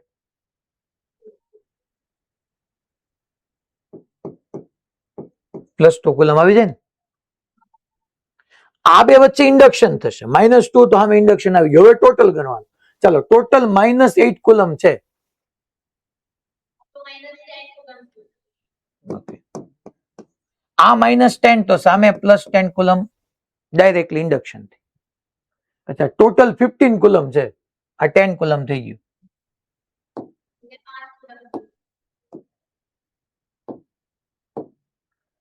ટોટલ આ +10 કુલમ છે, તો બોલો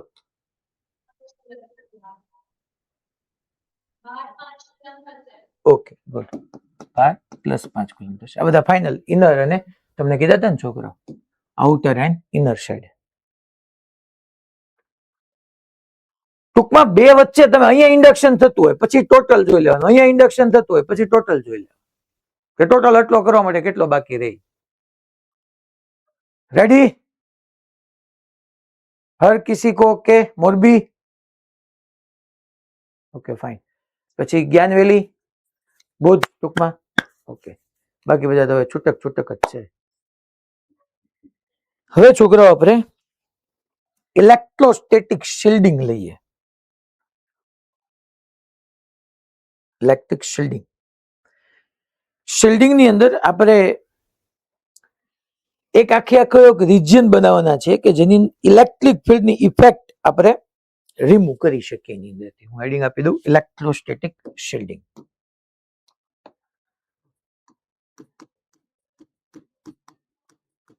ઇલેક્ટ્રોસ્ટેટિક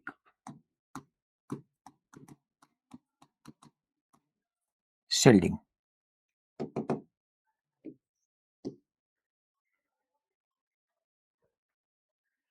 અચ્છા ઇલેક્ટ્રોસ્ટેટિક શિલ્ડિંગ ની અંદર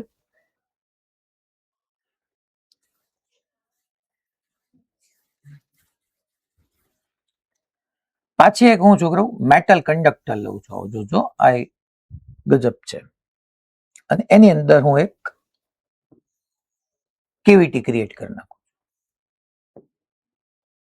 મેં કેવિટી ક્રિએટ કરી. અહીંયા બધી જગ્યાએ બલ્ક પડ્યો છે તમારો, બલ્ક છે અહીંયા. અને મેં ટોટલ કેપિટલ ક્યુ ચાર્જ આપ્યો છે. કેપિટલ ક્યુ ચાર્જ છે એની પાસે. આ એક મેટાલિક કંડક્ટર છે.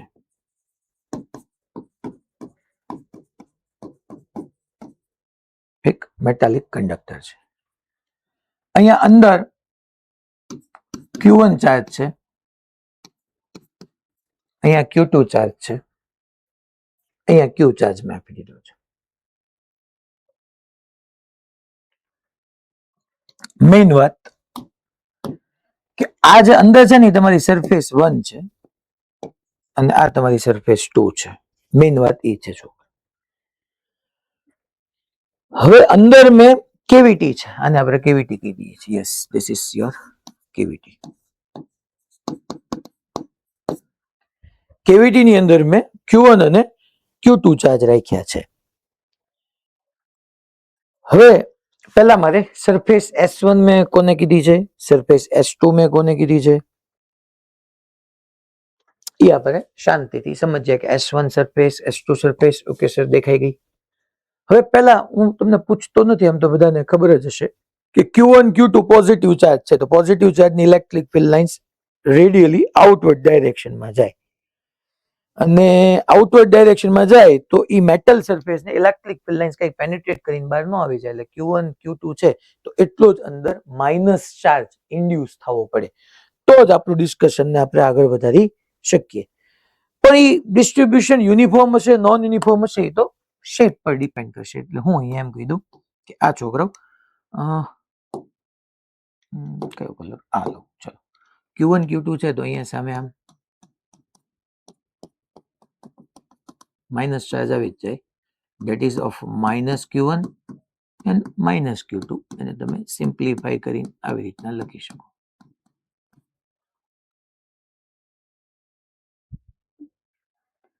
તો એક વાત આપણે અહીંયા એવી થઈ ગઈ કે ભાઈ S1 સરફેસ માટે અહીંયા અંદર આ S1 કીધું છું, બહારની S2 કીધું છું. ઓન S1 સરફેસ કેટલો ચાર્જ લાઈ કરે છે, minus Q1 plus Q2, and on S1 surface charge lie, ये charge induce, સિમ્પલ લખી નાખું, minus Q1 plus Q2 charge induce થયો, લાઈ કરે છે. અને distribution of this charge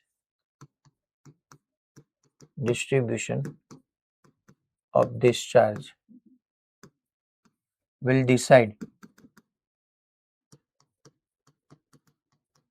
by shape of surface S1. માની લો S1 યુનિફોર્મ શેપની હશે, બધી જગ્યાએ યુનિફોર્મ ચાર્જ ડિસ્ટ્રીબ્યુશન થઈ જશે. શેપ મેઇન ડિસાઇડ કરશે છોકરાઓ. અચ્છા, પછી અહીંયા માઇનસ Q1 પ્લસ Q2 આવ્યો, તો છોકરાઓ ઇલેક્ટ્રોન અહીંથી પુલ થયા હોય તો આઉટર સરફેસ પર મીન્સ કે S2 પર એટલું જ છોકરાઓ ઇલેક્ટ્રોન ડેફિશિયન્સી ઝોન ક્રિએટ થાય. તો Q તો છે જ, આ Q ચેન્જ થઈને Q પ્લસ, અચ્છા અહીંયા માઇનસ Q1 પ્લસ Q2 એટલું જ બાર પ્લસ Q1 પ્લસ Q2 થઈ જાય. તો અહીંયા capital Q plus Q1 plus Q2 આવી જાય. તો ભાઈ on S2 surface, on surface S2 charge કેટલો આવશે, તો કે Q plus Q1 plus Q2, and distribution of this charge will decide by shape of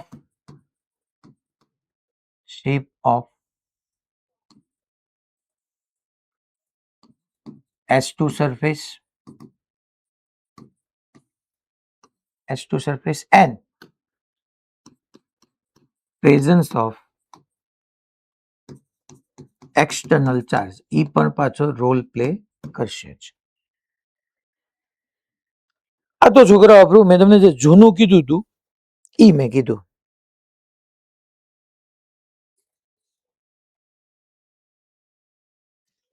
મેં તમને જે જૂનું સમજાવ્યું હતું એનું મેં અહીંયા લખાયું. હવે અહીંયા નવો ટોપિક શરૂ થાય છે કે જે ચાર્જ ઇનસાઇડ S1 છે, કયો કયો ચાર્જ છે, તો કે Q1 Q2, અને ચાર્જ ઇન્ડ્યુસ જે થયો છે that is minus of Q1 plus Q2, any electric ફિલ્ડની ઇફેક્ટ વિશે મારે વિચારવાનું છે. હવે હું તમને એમ કહું છું, આ વાત બરાબર સમજજો. હું કોઈ પી પોઈન્ટ લઉં છું, આના ઉપર ઘણા બધા સારા સારા ક્વેશ્ચન તમારી સાથે ડિસ્કસ કરી શકું, કરી છે તે આજે અમે બે ઇમ્પોર્ટન્ટ પોઈન્ટ આપણે એના ઉપરથી અહીંયા ડિસાઇડ કરીને લખી નાખવાના છે.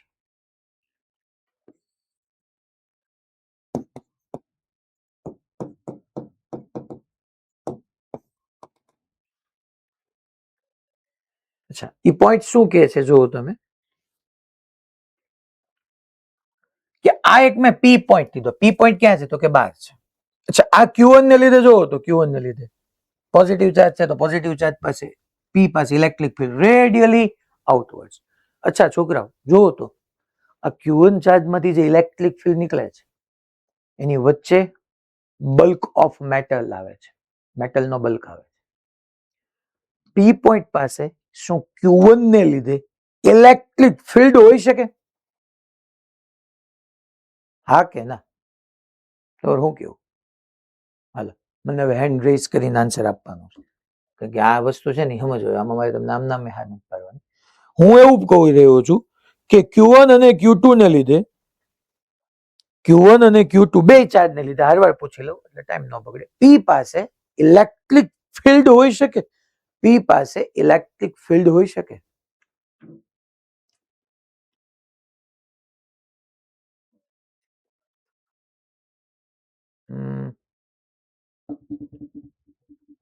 કલ્પ હું કેવું તારું?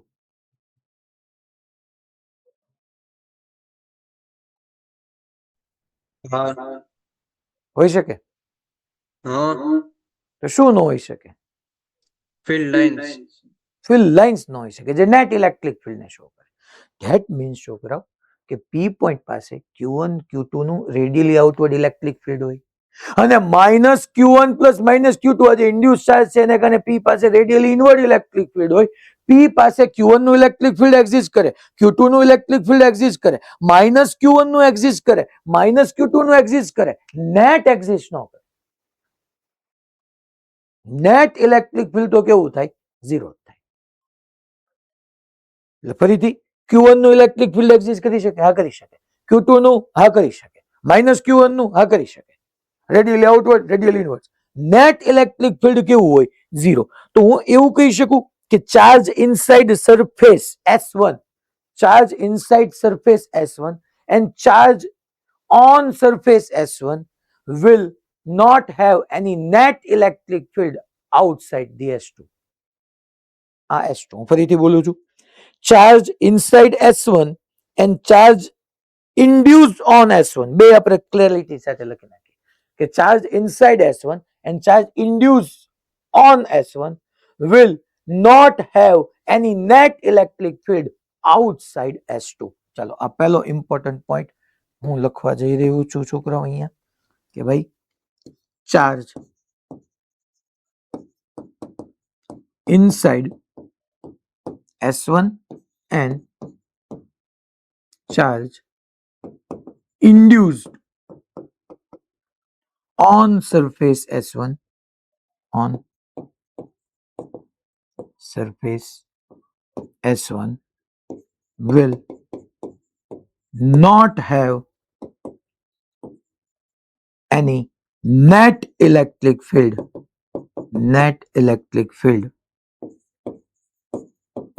outside surface S2. Will not have any electric field outside any net electric field, electric effect outside S2, outside surface S2.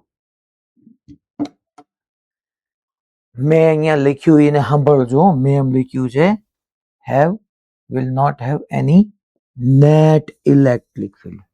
Electric field હશે જ. Q1 નું ઇલેક્ટ્રિક ફિલ્ડ એ હોય, Q2 નું ઇલેક્ટ્રિક ફિલ્ડ એ હોય, માઇનસ Q1 નું હોય, minus Q2 નું હોય, નેટ નો હોય. બસ મેં આ તમને સમજાવ્યું કે નેટ નો હોય. અચ્છા, નો પ્રોબ્લેમ. ચાલો હવે હું સરફેસ S2 ની વાત કરું. સરફેસ S2 પર કેટલા ચાર્જ છે તો કે સાહેબ ન્યા ચાર્જ છે Q plus Q1 plus Q2 આવો ચાર્જ છે. અચ્છા, પોઝિટિવ ચાર્જ આવ્યો ક્યાં આવ્યો તો કે સાહેબ સરફેસ પર પોઝિટિવ ચાર્જ આવ્યો. તો સરફેસ પર પોઝિટિવ ચાર્જ આવ્યો તો આ બધો પોઝિટિવ ચાર્જ ને કારણે electric field radially outward, radially outward, radially outward. અચ્છા, હું એમ કહું છું આ Q1 Q2 નું ઇલેક્ટ્રિક ફિલ્ડ S1 ની અંદર હોઈ શકે? હા, S1 ની અંદર ઇલેક્ટ્રિક ફિલ્ડ હોઈ શકે, બટ નેટ ઇલેક્ટ્રિક ફિલ્ડ લેવા જશો તો એ ઝીરો હોઈ શકે. ટૂંકમાં કેવિટી ની અંદર જે ચાર્જ છે એ ચાર્જ ને કારણે બહાર કઈ ઇલેક્ટ્રિક ફિલ્ડ નથી, નેટ ઇલેક્ટ્રિક ફિલ્ડ નથી, અને બહારના ચાર્જ ને કારણે અંદર ક્યાંય નેટ ઇલેક્ટ્રિક ફિલ્ડ નથી. તો થઈ ગયું ને ઇલેક્ટ્રોસ્ટેટિક શિલ્ડિંગ. ઇલેક્ટ્રોસ્ટેટિક શિલ્ડિંગ એટલે શું? તો કે તમારી એવી સ્પેસ, હું તમને બેસ્ટ એક્ઝામ્પલ આ બધાને આપું. આપણા મોબાઈલની અંદર જે આપણા મોબાઈલ છે, મોબાઈલની અંદર શું યુઝ કરવાના છે? તો કે વાત કરવા માટે ઇલેક્ટ્રોમેગ્નેટિક વેવ, વિદ્યુત ચુંબકીય તરંગનો યુઝ કરીએ છીએ. દેટ મીન્સ એની અંદર આપણે કહીએ છીએ કે રાત્રે સૂતી વખતે મોબાઈલને દૂર રાખવો જોઈએ, કારણ કે ઓલા ઇલેક્ટ્રિક અને મેગ્નેટિક વેવ જે આવે છે એની ઇલેક્ટ્રિક ને મેગ્નેટિક ઇફેક્ટ, ખાસ મેગ્નેટિક ઇફેક્ટ આપણા બોડીના આયરનને ઇફેક્ટ કરે છે. આપણા બોડીની અંદર આયરન છે, લોખંડ છે, તો એના ઉપર એના બધા જે બ્લડ પ્રેશર છે એનું આખું જે ફંક્શનિંગ છે એની અંદર ઇરેગ્યુલારિટીઝ આવી શકે છે. તો શું સર, તમે મોબાઈલને લઈને કોઈ દિવસ લિફ્ટમાં જશો ને, અને લિફ્ટ અંદરથી મેટલની બનેલી હોય ને એટલે નેટવર્ક વ્યૂ જાય, કારણ કે તમારી ઇલેક્ટ્રોમેગ્નેટિક વેવ બહારથી આવે છે, ઇલેક્ટ્રિક ફિલ્ડ, બહારનું ઇલેક્ટ્રિક ફિલ્ડ, અંદર નેટ ઝીરો થઈ જશે તમારું બહારનું ઇલેક્ટ્રિક. હા, તમે જોજો ગ્લાસની હોય, હવે અત્યારે અદ્યતન જેટલી ગ્લાસની બનેલી છે, પછી ક્યાંક જગ્યાએ પ્લાસ્ટિકનો એવી રીતના યુઝ કરી હોય, તો એની અંદર તમારે પાછું નેટવર્ક આવતું હશે. પણ જો તમે મેટલ, આમ તમે આજુબાજુ આમ તમે જોવા જાઓ ને, અમારે હું અત્યારે જે બિલ્ડિંગમાં ભણાવું છું ને, મારી સામે તે જે લિફ્ટ છે ને એ મેટલની બનેલી છે, અંદરથી મેટલ, બહારથી મેટલ. ડોરથી તમે આમ જાઓ બંધ કરી દો એટલે વાત કરતા હોય, આમ રાત જોઈને બેવાનું, એ ડોર ગયો એટલે નેટવર્ક ગયું, કારણ કે આપણે ઇલેક્ટ્રોસ્ટેટિક શિલ્ડિંગમાં આવી ગયા. બહારની જે ઇલેક્ટ્રિક ફિલ્ડ છે એને કારણે અંદર ઝીરો થઈ ગયું. આ ચાર્જને કારણે અહીંયા અંદર ઝીરો થઈ જશે, આ ચાર્જને કારણે અહીંયા અંદર ઝીરો થઈ જશે. અંદરનો ઇલેક્ટ્રિક ફિલ્ડ નહીં, નેટ ઇલેક્ટ્રિક ફિલ્ડ બહાર ન જાય. પછી તમે કાર લઈને જતા હો મસ્ત મજાના, ભવિષ્યમાં ક્યારેક કાર તમે લઈને જતા હો અને મસ્ત સોંગ વાગતું હોય ને, એ મસ્ત વાતાવરણ હોય, ખુશનુમા વાતાવરણ હોય, અને વરસાદ ગાજવીજ સાથે આવતો હોય, કડાકા ને ભડાકા વરસાદના થતા હોય, અને એવા સમયે તમે જો વિન્ડો ખોલી નાખી તો તમે હવે ઇલેક્ટ્રોસ્ટેટિક શિલ્ડિંગમાં ન રહ્યા. પણ જો તમે ક્લોઝ વિન્ડો સાથે રસ્તા ઉપર જતા હતા અને તમારી કાર ઉપર વીજળી પડી, વીજળી ધેટ મીન્સ કે ચાર્જ જ થયો, અને તમે મેટલ છો, મેટલની અંદર, મેટલની બહારનું ઇલેક્ટ્રિક ફિલ્ડ, મેટલની બહાર રહેલો ચાર્જ, એની અંદર નેટ ઇલેક્ટ્રિક ફિલ્ડ ઝીરો આપે, તમે વીજળીથી બચી જાઓ. પણ જો તમારી વિન્ડો ક્યાંય ઓપન હોય તો બની શકે કે તમને એટલા માટે એટલીસ્ટ વરસાદ આવતો હોય ને ત્યારે જનરલી આપણે એસી શરૂ જ રાખતા હોય, કારણ કે વરસાદ આવતો હોય ત્યારે જો ભેજ તમારા કાચ ઉપર સૌથી વધારે બાજી જાય, ફોગ આવી જાય, એટલે તમારે એસી નું ટેમ્પરેચર મેન્ટેન એટલું કરવું જ પડે, બહારના ટેમ્પરેચર કરતા ઓછું લઈ જવું પડે, ભલે ઠંડી વાતી હોય તોય, કે જેથી કરીને તમે એને ફોગ ને દૂર કરી શકો. તો કહેવાનો મિનિંગ એમ છે કે ચાર્જ આઉટસાઇડ S2, જે હું લખાવું છું કે charge outside S2 and charge on S2, outside S2 ટૂંકમાં આ S1 છે, S2 છે, એટલે ચાર્જ આઉટસાઇડ S2 કીધું, યા ઇન્ડ્યુસ જે થયો એ કીધું. આ capital Q charge outside S2 જોઈ છોકરા, અને ઇન્ડ્યુસ થયો Q, Q1, Q2, Q plus Q1 plus Q2 એ આઉટસાઇડ જ હોય. will have not, યા આપણે આને નાની લખી નાખીએ, will not have any net electric field inside surface S1. That means charge outside S2 and charge induce on S2 will not have any net electric field,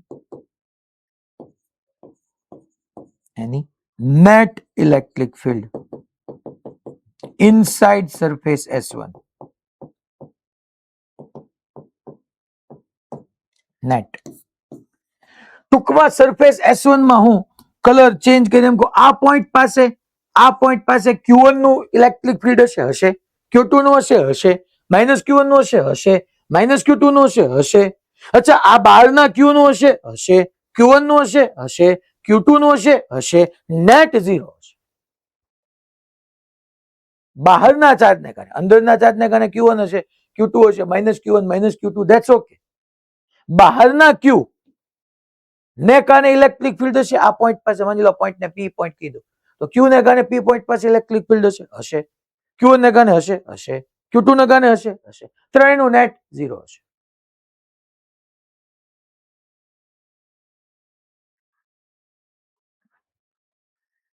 કારણ કે છોકરો પહેલેથી કેપિટલ ક્યુ ને કારણે અહીંયા હોય નહીં, Q1 Q2 નું જે આવ્યું એની સામે માઇનસ Q1 Q2 ત્યાં છે જ, તો એને કેન્સલ આઉટ કરી.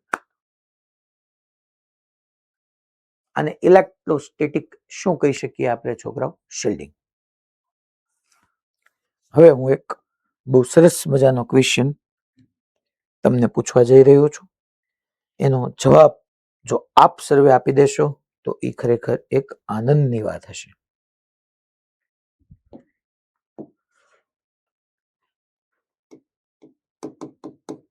ચાલો શું કહે છે ક્વેશ્ચન જોઈએ.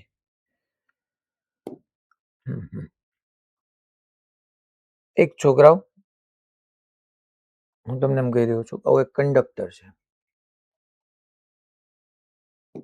સ્ફેરિકલ કંડક્ટર છે, અને એમાં આવી નાની એવી એક કેવિટી મેં કરી નાખી.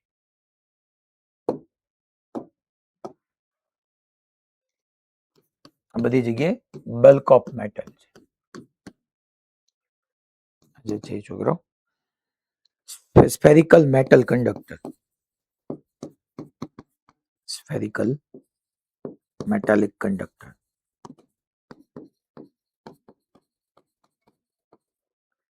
અહીંયા બધી જગ્યાએ બલ્ક છે,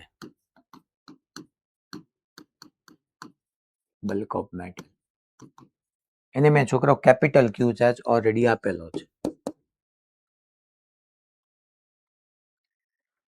આની રેડિયસ સ્મોલ આર છે. એના સેન્ટરથી એક્સ જેટલા ડિસ્ટન્સ પર જઈને મેં એક સ્મોલ ક્યુ ચાર્જ મૂક્યો છે.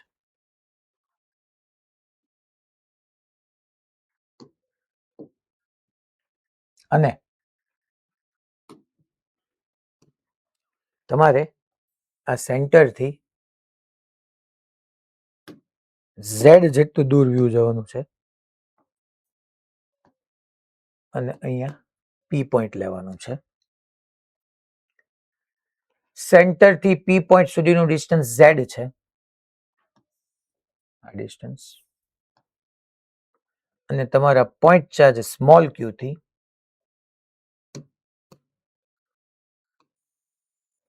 પી સુધીનું ડિસ્ટન્સ વાય છે. બનાવું છું આ ક્વેશ્ચન, જોજો હમણાં.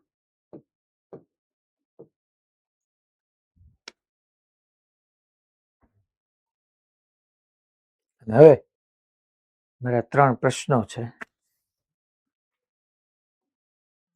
પહેલો ક્વેશ્ચન છે, find electric field at point P. Second, find electric field at point P due to point charge small q, point charge small q. And third, find electric field at point P due to induced charge.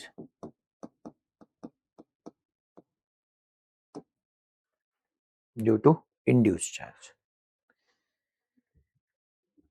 મેં તમને 3 question કર્યા છે છોકરાઓ. એક electric field point પાસે પૂછી લીધું, electric field point પાસે due to point charge small Q પૂછી લીધું, અને પછી ઇલેક્ટ્રિક ફિલ્ડ એ પાસે ડ્યુ ટુ ઇન્ડ્યુસ ચાર્જ.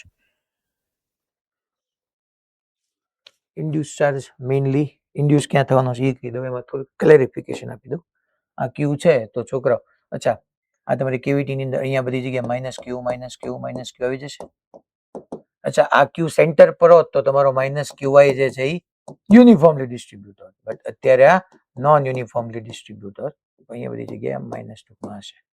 તો અહીંયા હું એવું કહી દઉં કે find electric field at point P due to induce charge which induced charge of inside the cavity.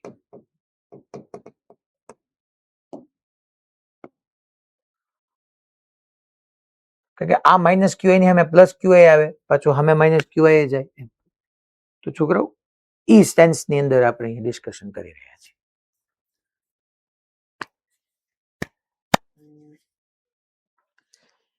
ચલો મને આન્સર આપો.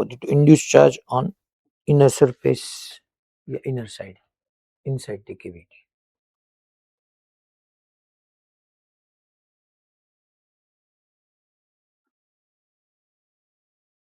હાલો આન્સર આપવાનું શરૂ કરશો. સમજ્યા હશો તો કાંઈ ટફ ક્વેશ્ચન નથી.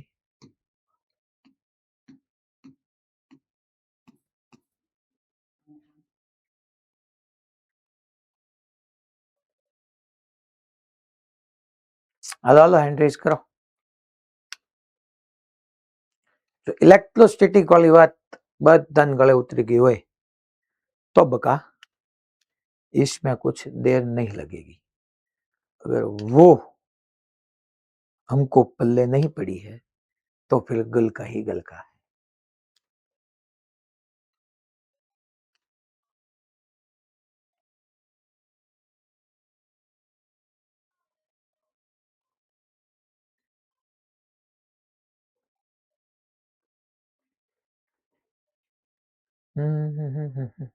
मैं अब आंसर राइज करूंगा. हेलो मोरबी,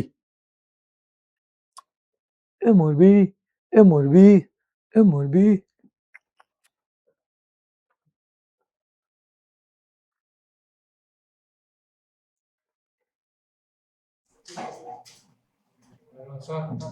हाँ भाई પેલામાં નેટ ઇલેક્ટ્રિક ફીલ્ડ તો 0 થશે. जीरो થશે. ઓકે કઈ રીતે જીરો થશે? તમે સર હમણાં કીધું કે જે અંદરની સરફેસ હોય એની અંદર રહેલા ચાર્જને કારણે જે ઇલેક્ટ્રિક ફીલ્ડ આવે એ નેટ ઇલેક્ટ્રિક ફીલ્ડ એને p પોઈન્ટ બહારનું જે હોય એની ઉપર 0 હોય. ઓકે એટલે સ્મોલ ક્યુ અને માઇનસ ક્યુ બેયને કારણે ઝીરો થઈ જશે હા નેટ. તો સાચું સમજો પછી બીજો એક ચાર્જ નો દેખાનો.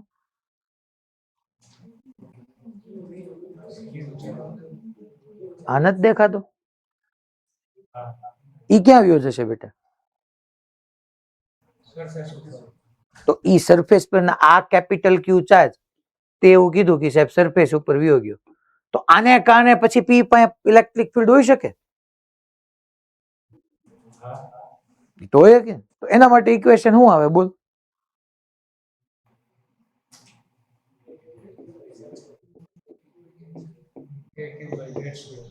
હા પૂરું થઈ ગયું. કે Q by Z square. Very good.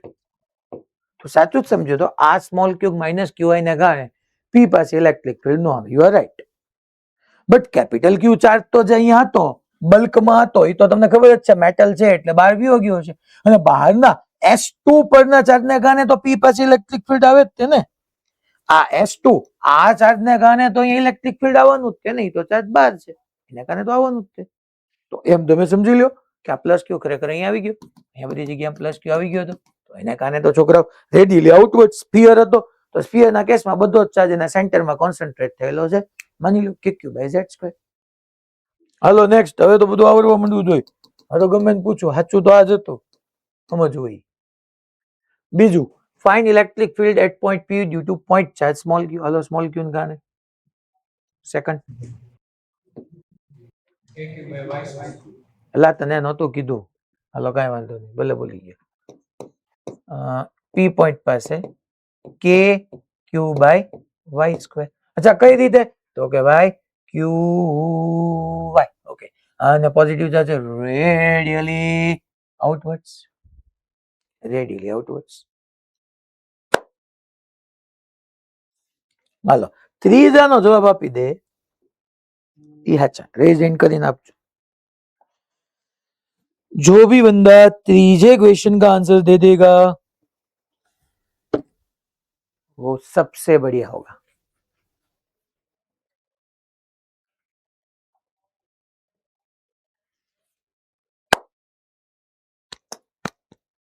Minus QI હો ઇન્ડ્યુસ ને કારણે પૂછ્યું છું, જે તમારી કેવિટી ની ઇનસાઇડ લાઈ કરે જ ને.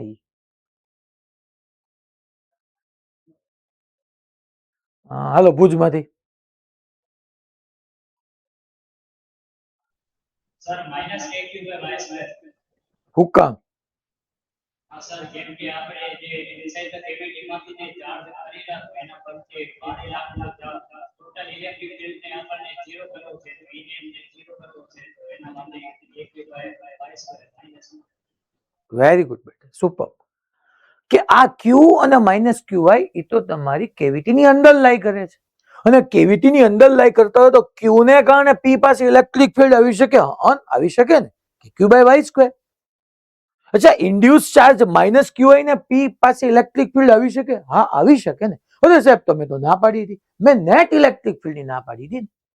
બાકી હું વિધાઉટ લોજિક આનો આન્સર લાવી જ ન શકું, કારણ કે માઇનસ ક્યુઆઈ ક્યુ ઇન્ડ્યુસ ચાર્જ છે. હવે ઇન્ડ્યુસ નેગેટિવ ચાર્જ અહીંયા અહીંયા અહીંયા અહીંયા અહીંયા અહીંયા અહીંયા નોન યુનિફોર્મલી ડિસ્ટ્રીબ્યુટ છે. મને ખબર જ નથી કે ક્યાં કયો ચાર્જ ડિસ્ટ્રીબ્યુટ થયેલો છે. હું કેવી રીતના ડિસ્ટન્સીસ ફાઇન્ડ કરું? તો મારે લોજિક વાપરવું પડે, અને લોજિક ઈ કહે છે કે પી પોઈન્ટ પાસે નેટ ઇલેક્ટ્રિક ફિલ્ડ 0 થાય due to plus Q and minus QI.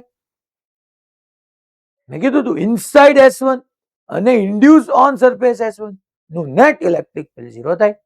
તો નેટ ઇલેક્ટ્રિક ફિલ્ડ 0 થવા માટે magnitude same, direction opposite, plus Q ને કારણે તમે જ હમણાં મને કીધું કે સાહેબ કે ક્યુ બાય વાય સ્ક્વેર થાય, તો માઇનસ ક્યુ ને કારણે ઈ જ પોઈન્ટ પાસે રેડિયલી ઇનવર્ડ કે ક્યુ બાય વાય સ્ક્વેર થવું પડે. બેની ડાયરેક્શન ઓપોઝિટ થઈ ગઈ અને મેગ્નિટ્યુડ સેમ થઈ જાય, તો electric field at point P due to induce charge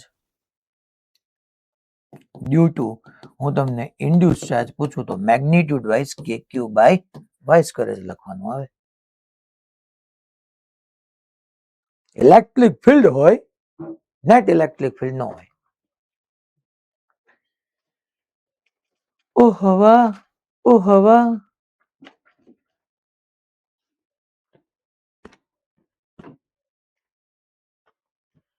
અત્યારે તું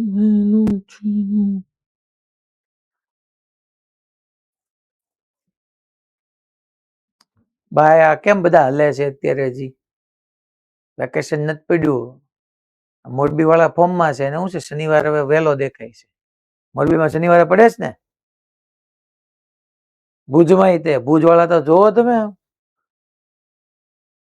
ભુજમાં માતાજીઓ છે કે માતાજીઓ છે જ નહીં, કે એને વેકેશન વહેલું પડી ગયું છે?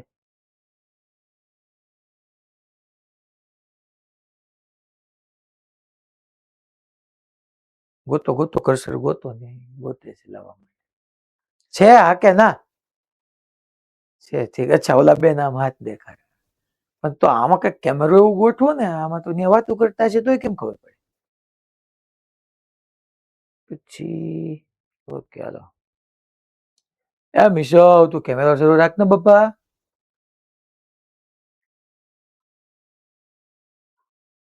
હા એમ, બાકી બધા કેમેરા શરૂ રાખવા એટલે અમારે વાંધો ન આવે.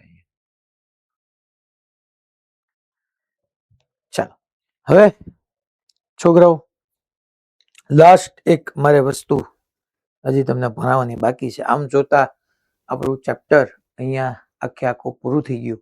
હું મેટાલિક પ્લેટ સાથેના ડિસ્કશનમાં એક ક્વેશ્ચન કરાવો પણ કાલે LP માં આપીશ, એટલે કાલે તમને વસ્તુ પછી રિવાઇઝ થાય. બાકી મારી પાસે તો ક્વેશ્ચન તૈયાર જ છે અત્યારે, બરાબર. પણ ટૂંકમાં આપણે હવે કાલથી ઓલમોસ્ટ કેપેસિટર ને સ્ટાર્ટ કર્યું જ કહેવાશે. હું મેટલ પ્લેટ માટે જ બનાવીશ. આ કંડક્ટર છે એટલે ઘણી વખત ઘણી બુકોમાં ટોપિક અહીંયા લે છે, ઘણી વખત કેપેસિટરની સાથે લે છે. પહેલું બીજું ચેપ્ટરમાં મેં આ 3 લેક્ચર સુધી તમને ઓલું કંડક્ટર, જે હજી એક પોલરાઇઝેશન વાળો પાર્ટ બાકી છે, એ અહીંયા આપણે એનસીઆરટીમાં આપ્યો. હું તમને કેપેસિટર સાથે ભણાવીશ કે કેપેસિટરની અંદર આપણે ડાયલેક્ટ્રિક એટલે અવાહક, ટૂંકમાં નોન કંડક્ટર જે છે, ઇન્સ્યુલેટર છે, એને એડ કરશું તો કેવી કેવી ફિનોમિના થાય, એ બધું આપણે તમારા વેકેશન પછીના 3-4 લેક્ચરની અંદર આપણે એને વ્યવસ્થિત રીતે પૂરું કરી નાખશું. એક વસ્તુ ધ્યાન રાખજો કે વેકેશનમાં આપણે તમને અહીંથી 100, 150, 200 જેવા PYQ આપવામાં આવશે. ક્યાંયથી કયા ચેપ્ટરમાંથી કેમ એ હજી ફિક્સ નથી, કાલ તમને કહેવામાં આવશે. સાચું કહું તો ફિક્સ જ છે, પણ અત્યારે તમને હું નહીં કહું. એવું માનીને ન ચાલો, કારણ કે ઘણા શું છે તો પછી આજે બાકી બધું ગયું તેલ પીવા, બધું હોમવર્ક કરી નાખીએ એટલે 10 દી તો શાંતિ મળે. આવું આપણે નહીં કરીએ, કારણ કે આજ તમારા 10 ડેઝ લાઈફની અંદર વેકેશનના 10 ડેઝ ઘણી બધી વખત આવશે, બટ જ્યારે તમે 12થમાં હશો, જી કે નીટ માટે પ્રિપરેશન કરતા હશો, આ ફરીથી લાવવા નથી. આવી તો હગે જ, રી નીટ કરો, ડ્રોપ લ્યો તો આવી શકે, બટ આપણે એવું કરવું નથી. તો એવી સિરિયસનેસ તમે જ વિચાર કરો કે અત્યારે આ ક્વેશ્ચન તમે આજે મેં તમને ક્વેશ્ચન બનાવ્યા છોકરા, તમે HCV લઈને બેહો, PYQ કરો, ગમે સારી બુક લેવા, બધા ક્વેશ્ચન તમને મળે જ છે. તમને ઘણા બધાને ખબર છે, ઘણા બધા મારી સાથે પર્સનલી કોન્ટેક્ટમાં છે. અત્યારે ઓલમોસ્ટ 80% લોકો આના કરેક્ટ જવાબ આપતા હોય. આના ક્વેશ્ચન, નાની આ વસ્તુ આજથી 8 મહિના રહીને PhD શરૂ થશે ત્યારે તમને નહીં આવડે.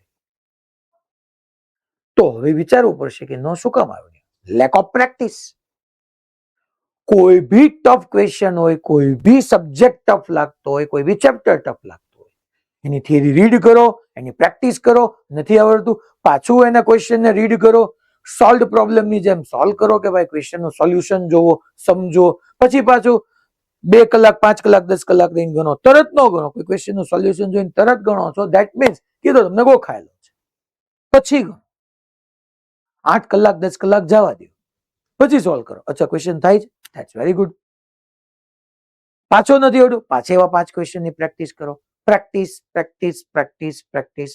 તો આ વેકેશન તમારી પ્રેક્ટિસ માટે છે. જે કઈ સબ્જેક્ટનો પોર્શન, જે કઈ સબ્જેક્ટ તમને થોડો વીક છે, તમે એની અંદર ઓછા કોન્ફિડન્ટ છો, તો એને સ્ટ્રેન્થનિંગ કરો. અહીંયા રોજ ખાલી, હું જાજુ નહીં કહું, 6 કલાક જ કામ કરવાનું રોજ. બાકી તમે એન્જોય બી કરો, કારણ કે થોડું ફ્રી થઈને રિચાર્જ થઈને પાછા આવશો. કારણ કે 10 દિવસ પછી પાછા આવા જ તમને છેક. હવે તો સપ્ટેમ્બરના સ્ટાર્ટિંગમાં આ વખતે 7મ 8મ છે, કારણ કે મારી પાસે આખા વર્ષના વેકેશનનો લિસ્ટ હોય, એટલે તમારે ક્યારે કયો તહેવાર ને કઈ આવે જ નહીં, મને પૂછી લેવાનું, બરાબર? મને ખબર જ હોય. એવરી જાન્યુઆરી મહિનાની 1લી તારીખે હું એ જ કામ કરું. એટલે હું એ કામ કઈ મારી રજા માટે નથી કરતો, પણ અમારે અહીંયા જ્ઞાનમંજરીમાં આખા વર્ષનું કેલેન્ડર બનતું હોય. તો દર વર્ષેનું કેલેન્ડરમાં સાથે હું બનાવવામાં હોઉં જ કે ક્યારે વેકેશન આપવું, કેટલું આપવું, કઈ રીતે આપવું. એટલે આખા વર્ષના મને ક્યારે વેકેશન તમને મળવાના હોય, 3 દી ક્યારે મળશે, ક્યારે 4 દી મળશે, બધી મને ખબર હોય. દિવાળીમાં એ સેટ થતું એવી રીતના જ હોય. જાજુ વેકેશન ના આપવાનું હોય, ફિક્સ જ હોય કે ભાઈ મંગળ બુધમાં આવતી હોય તો એ પછી તમારે ગુરુથી શરૂ કરતા હો તો સામે ગુરુ, સોમવારે દિવાળી આવતી હોય પછીના સોમવારે ન જાય, એ આખું વીક ને પછીના ગુરુવારથી જ શરૂ થતું. માની લો ગુરુ શુક્રમાં આવતી હોય તો પછીના સોમથી શરૂ થતું, ફિક્સ જ હોય એમાં. તો એ મુજબ તમારે છેક 7મ 8મનું વેકેશન સપ્ટેમ્બર મહિનાના સ્ટાર્ટિંગમાં આવતું, તો 3 મહિના જેવું તમારે પછી પાછું ડેડિકેટેડ વર્ક કરવાનું, તો ફ્રેશ થઈને આવો. પણ રોજના 6 કલાક તમે માની લો સુવાની, જો હવે જે કુંભકર્ણની જેમ હોય ને એ વાત અલગ છે. બાકી હું તો આટલા વર્ષોથી છોકરાઓ 4, 4:30, 5 વાગે, લેટમાં લેટ 5 વાગે સવારે જાગી ગયો. તો હું ફરવા જવાનો છું, બરાબર? કાલે શુક્રવાર છેલ્લો, શનિવારે હું ફરવા જાઉં છું. તો હું ત્યાં રિઝોર્ટમાં હોઈશ તો 5 વાગે મારી આંખ ખુલી જ જશે. કારણ કે એવું બની જ ન શકે ને કે તમે છેલ્લા 8 મહિના, આમ તો કેટલા વર્ષોથી, હું 2005-6 નો, હું જયારે 11-12 સાયન્સમાં હતો ને, 2005-6 ની 2003-4 ત્યારથી છોકરા હું 5 વાગે ઉઠવા ટેવાયેલો. છેલ્લા 20-22 વર્ષથી રેગ્યુલર 5 વાગે ઉઠતા હો, તો શક્ય જ ન બને કે તમે વેકેશન છે એટલે સવારના 10 વાગ્યા સુધી સુઈ શકો. આપણી બોડી આ એલાવ ન કરે. હા, આપણે બોડીની અગેન્સ્ટ જઈને પછી ઉઠીએ જ નહીં, ના હવે હું, એ અલગ વાત છે. બાકી તમારી ઊંઘ ખુલી ગઈ તો સવારમાં જ તમે 2-3 કલાક 4 કલાક સરસ રીતે વાંચી લો. બપોરે આવ્યા ભર તડકામાં ક્યાં જવાના, અથવા ક્યાંક ફરવા ગયા હોય, બરાબર છે, તો ત્યાં સાથે તમે ટ્રાવેલિંગ કરતા હો, ટ્રાવેલિંગમાં કેટલુંક બહાર જોવાના. તમે 2-3 કલાક તમારા કારની અંદર ટ્રાવેલિંગ કરતા હો, ત્યાં રિયલ સેન્સમાં વાંચો. રિયલ સેન્સમાં જનરલી શું છે, આપણે દેખાવ કરવા ગાડીમાં હારવા લઈને તો જઈએ, પછી આમ વાંચીએ, પછી આમ બધું જોઈ રાખીએ, પછી 4 કલાક પહોંચી ગયા ને, હવે કાંઈ થયું નહીં, હવે કાલ કરીશ, એમ કાલ કરતા કરતા કરતા 10મો દિવસ આવી જાય. તો આપણે શોપ કરવા તો બેટર છે, નો જ લઈને જાઓ. બપોરે 2-3 કલાક વાંચી લો, પણ વાંચજો. 10 દિવસ સાવ નહીં કરો ને તો મને ખબર પડી જશે. હું જેવું કેપેસિટર શરૂ કરીશ ને એટલે મને તરત ખબર પડી જવાનું કે કોના મગજમાં કઈ વસ્તુ કરી રહી છે. કારણ કે તરત આપણું મગજ બ્લિંક થવા માંડે, ફેડ આઉટ થઈ ગયું હોય આપણી મેમરી બધી જવાબ આપવાની છે. અત્યાર સુધી તમે જો હવે સ્ટાર્ટિંગમાં ગ્રેવિટેશન કે રોટેશનલ કે ઇવન હાવ બીજું ત્રીજું ચેપ્ટર લઈ લો, ત્યાં તમે ઘણા બધા હતા જ ત્યાંમાંથી. હું ક્વેશ્ચન પૂછતો કેટલા નો આવડતા ખબર છે, જવાબ ઓલમોસ્ટ મેં આમ બીતા બીતા જ પૂછ્યું, મને ખબર જ હોય કે નહીં જ આવે. હવે તમે ઘરના થઈ ગયા એટલે તમને કહેવાય. હવે એ બદલે અત્યારે જુઓ તમે 10 ક્વેશ્ચન પૂછતો હોઈશ તો 8-9 ના જવાબ આવતા હશે. તેદી કરતા તો અઘરું જ હાલતું હશે ને, આજે કઈ ઈઝી તો નહીં હાલતું હોય. હું ઈ નો ઈ જ છું. એવું નથી કે હું તેદી કઈ ખરાબ ભણાવતો તો આજે સારું ભણાવવા માંડ્યું. તમારું બ્રેઇન એવું એક્ટિવ થઈ ગયું. તમારા બ્રેઇનના ટિશ્યુ ક્રિટિકલ વસ્તુને સમજવા માટે કેપેબલ બની ગયા. રોજની પ્રેક્ટિસ. હવે 10 ની તમે પ્રેક્ટિસ નહીં કરો એટલે પાછા જવાબો નહીં આવે. 10 દી પછી હું પૂછીશ એટલે તરત મને સમજાઈ જશે કે 10 દી જેને હાવ રખડ્યા જશે એટલે એને ફિઝિક્સના આજે સમજવાની જે બ્રેઇનની કેપેસિટી હતી, જે ટિશ્યુ ટ્રેન થયા હતા, અને જેવું છે 10 દિવસ હું તે ફરીને આવીશ ને એટલે હું તરત એક્ટિવા ઉપર બેવું એટલે મને નવું નવું ફીલ થાય કે હું મારી કાર ચલાવવાનું શરૂ કરીશ એટલે મને તરત આમ નવું નવું, આપણે નો ડાઉટ નોર્મલ થઈ જ જઈએ, 5 મિનિટ 10 મિનિટમાં નોર્મલ થઈ જઈએ. આટલા વર્ષોથી એક્ટિવિટી કરીએ છીએ, આપણને ફીલ તો થાય કે આમાં કંઈક ચેન્જ આવ્યો. તો એ ફીલ તમને ભણવામાં થશે કે તમે જો વ્યવસ્થિત રીતે સમજ્યા, ઘરે જઈને કામ નહીં કર્યું હોય તો આવતા આવે તો હું પૂછીશ, અડધી કલાક ભણાવીને હાલવાનો જવાબ આપો એટલે નહીં આવે જવાબ. કારણ કે બ્રેઇનના ટિશ્યુનું ઓલી જે ટ્રેનિંગ મળી હતી, ટ્રેનિંગ હોઈ ગઈ. પાછા 4-5 દી જશે ધીમે ધીમે રાગે પડી જશે. કોક પાછા એવું વિચારશે કે 4-5 દીનો ખેલ છે ને, બાકી વાંચવું તો નથી જ. વાંચવું જ મારા બાપના આમ છે, હું થોડો વાંચું. સાહેબ ગમે એટલું ભાષણ આપે, આવા ભાષણ તો કેટલાય આપ્યા, કેટલાય આવ્યા ને કેટલાય ગયા. એ બરાબર છે, કેટલાય આવ્યા ને કેટલાય ગયા. હું એ જ સમજાવું છું કે આવા વેકેશન કેટલાય આવશે ને કેટલાય જશે. આપણે જે લાઈફ જીવતા હતા ને એમ રોજ જીવતા રહેવા. ખબર પડી? તમારે મે મહિનામાં 2 લોકોને નીટ વાળાને મે માં, હવે આવતા વર્ષે તો ઓનલાઈન થઈ ગઈ એટલે કેદી લે કોને ખબર, પણ જેઈ વાળાને તો એડવાન્સ પતે ને એપ્રિલ પતે પછી તમારી છેક એડમિશન પ્રોસેસ અને કોલેજ છેક જુલાઈ ઓગસ્ટમાં શરૂ થાય. એટલે ભલા મારા મે અડધો મિનિમમ મળે, જૂન જુલાઈ અને ઓગસ્ટ સુધી અઢી 3 મહિના કારા ચોરની જેમ તમે રખડી શકવાના છો.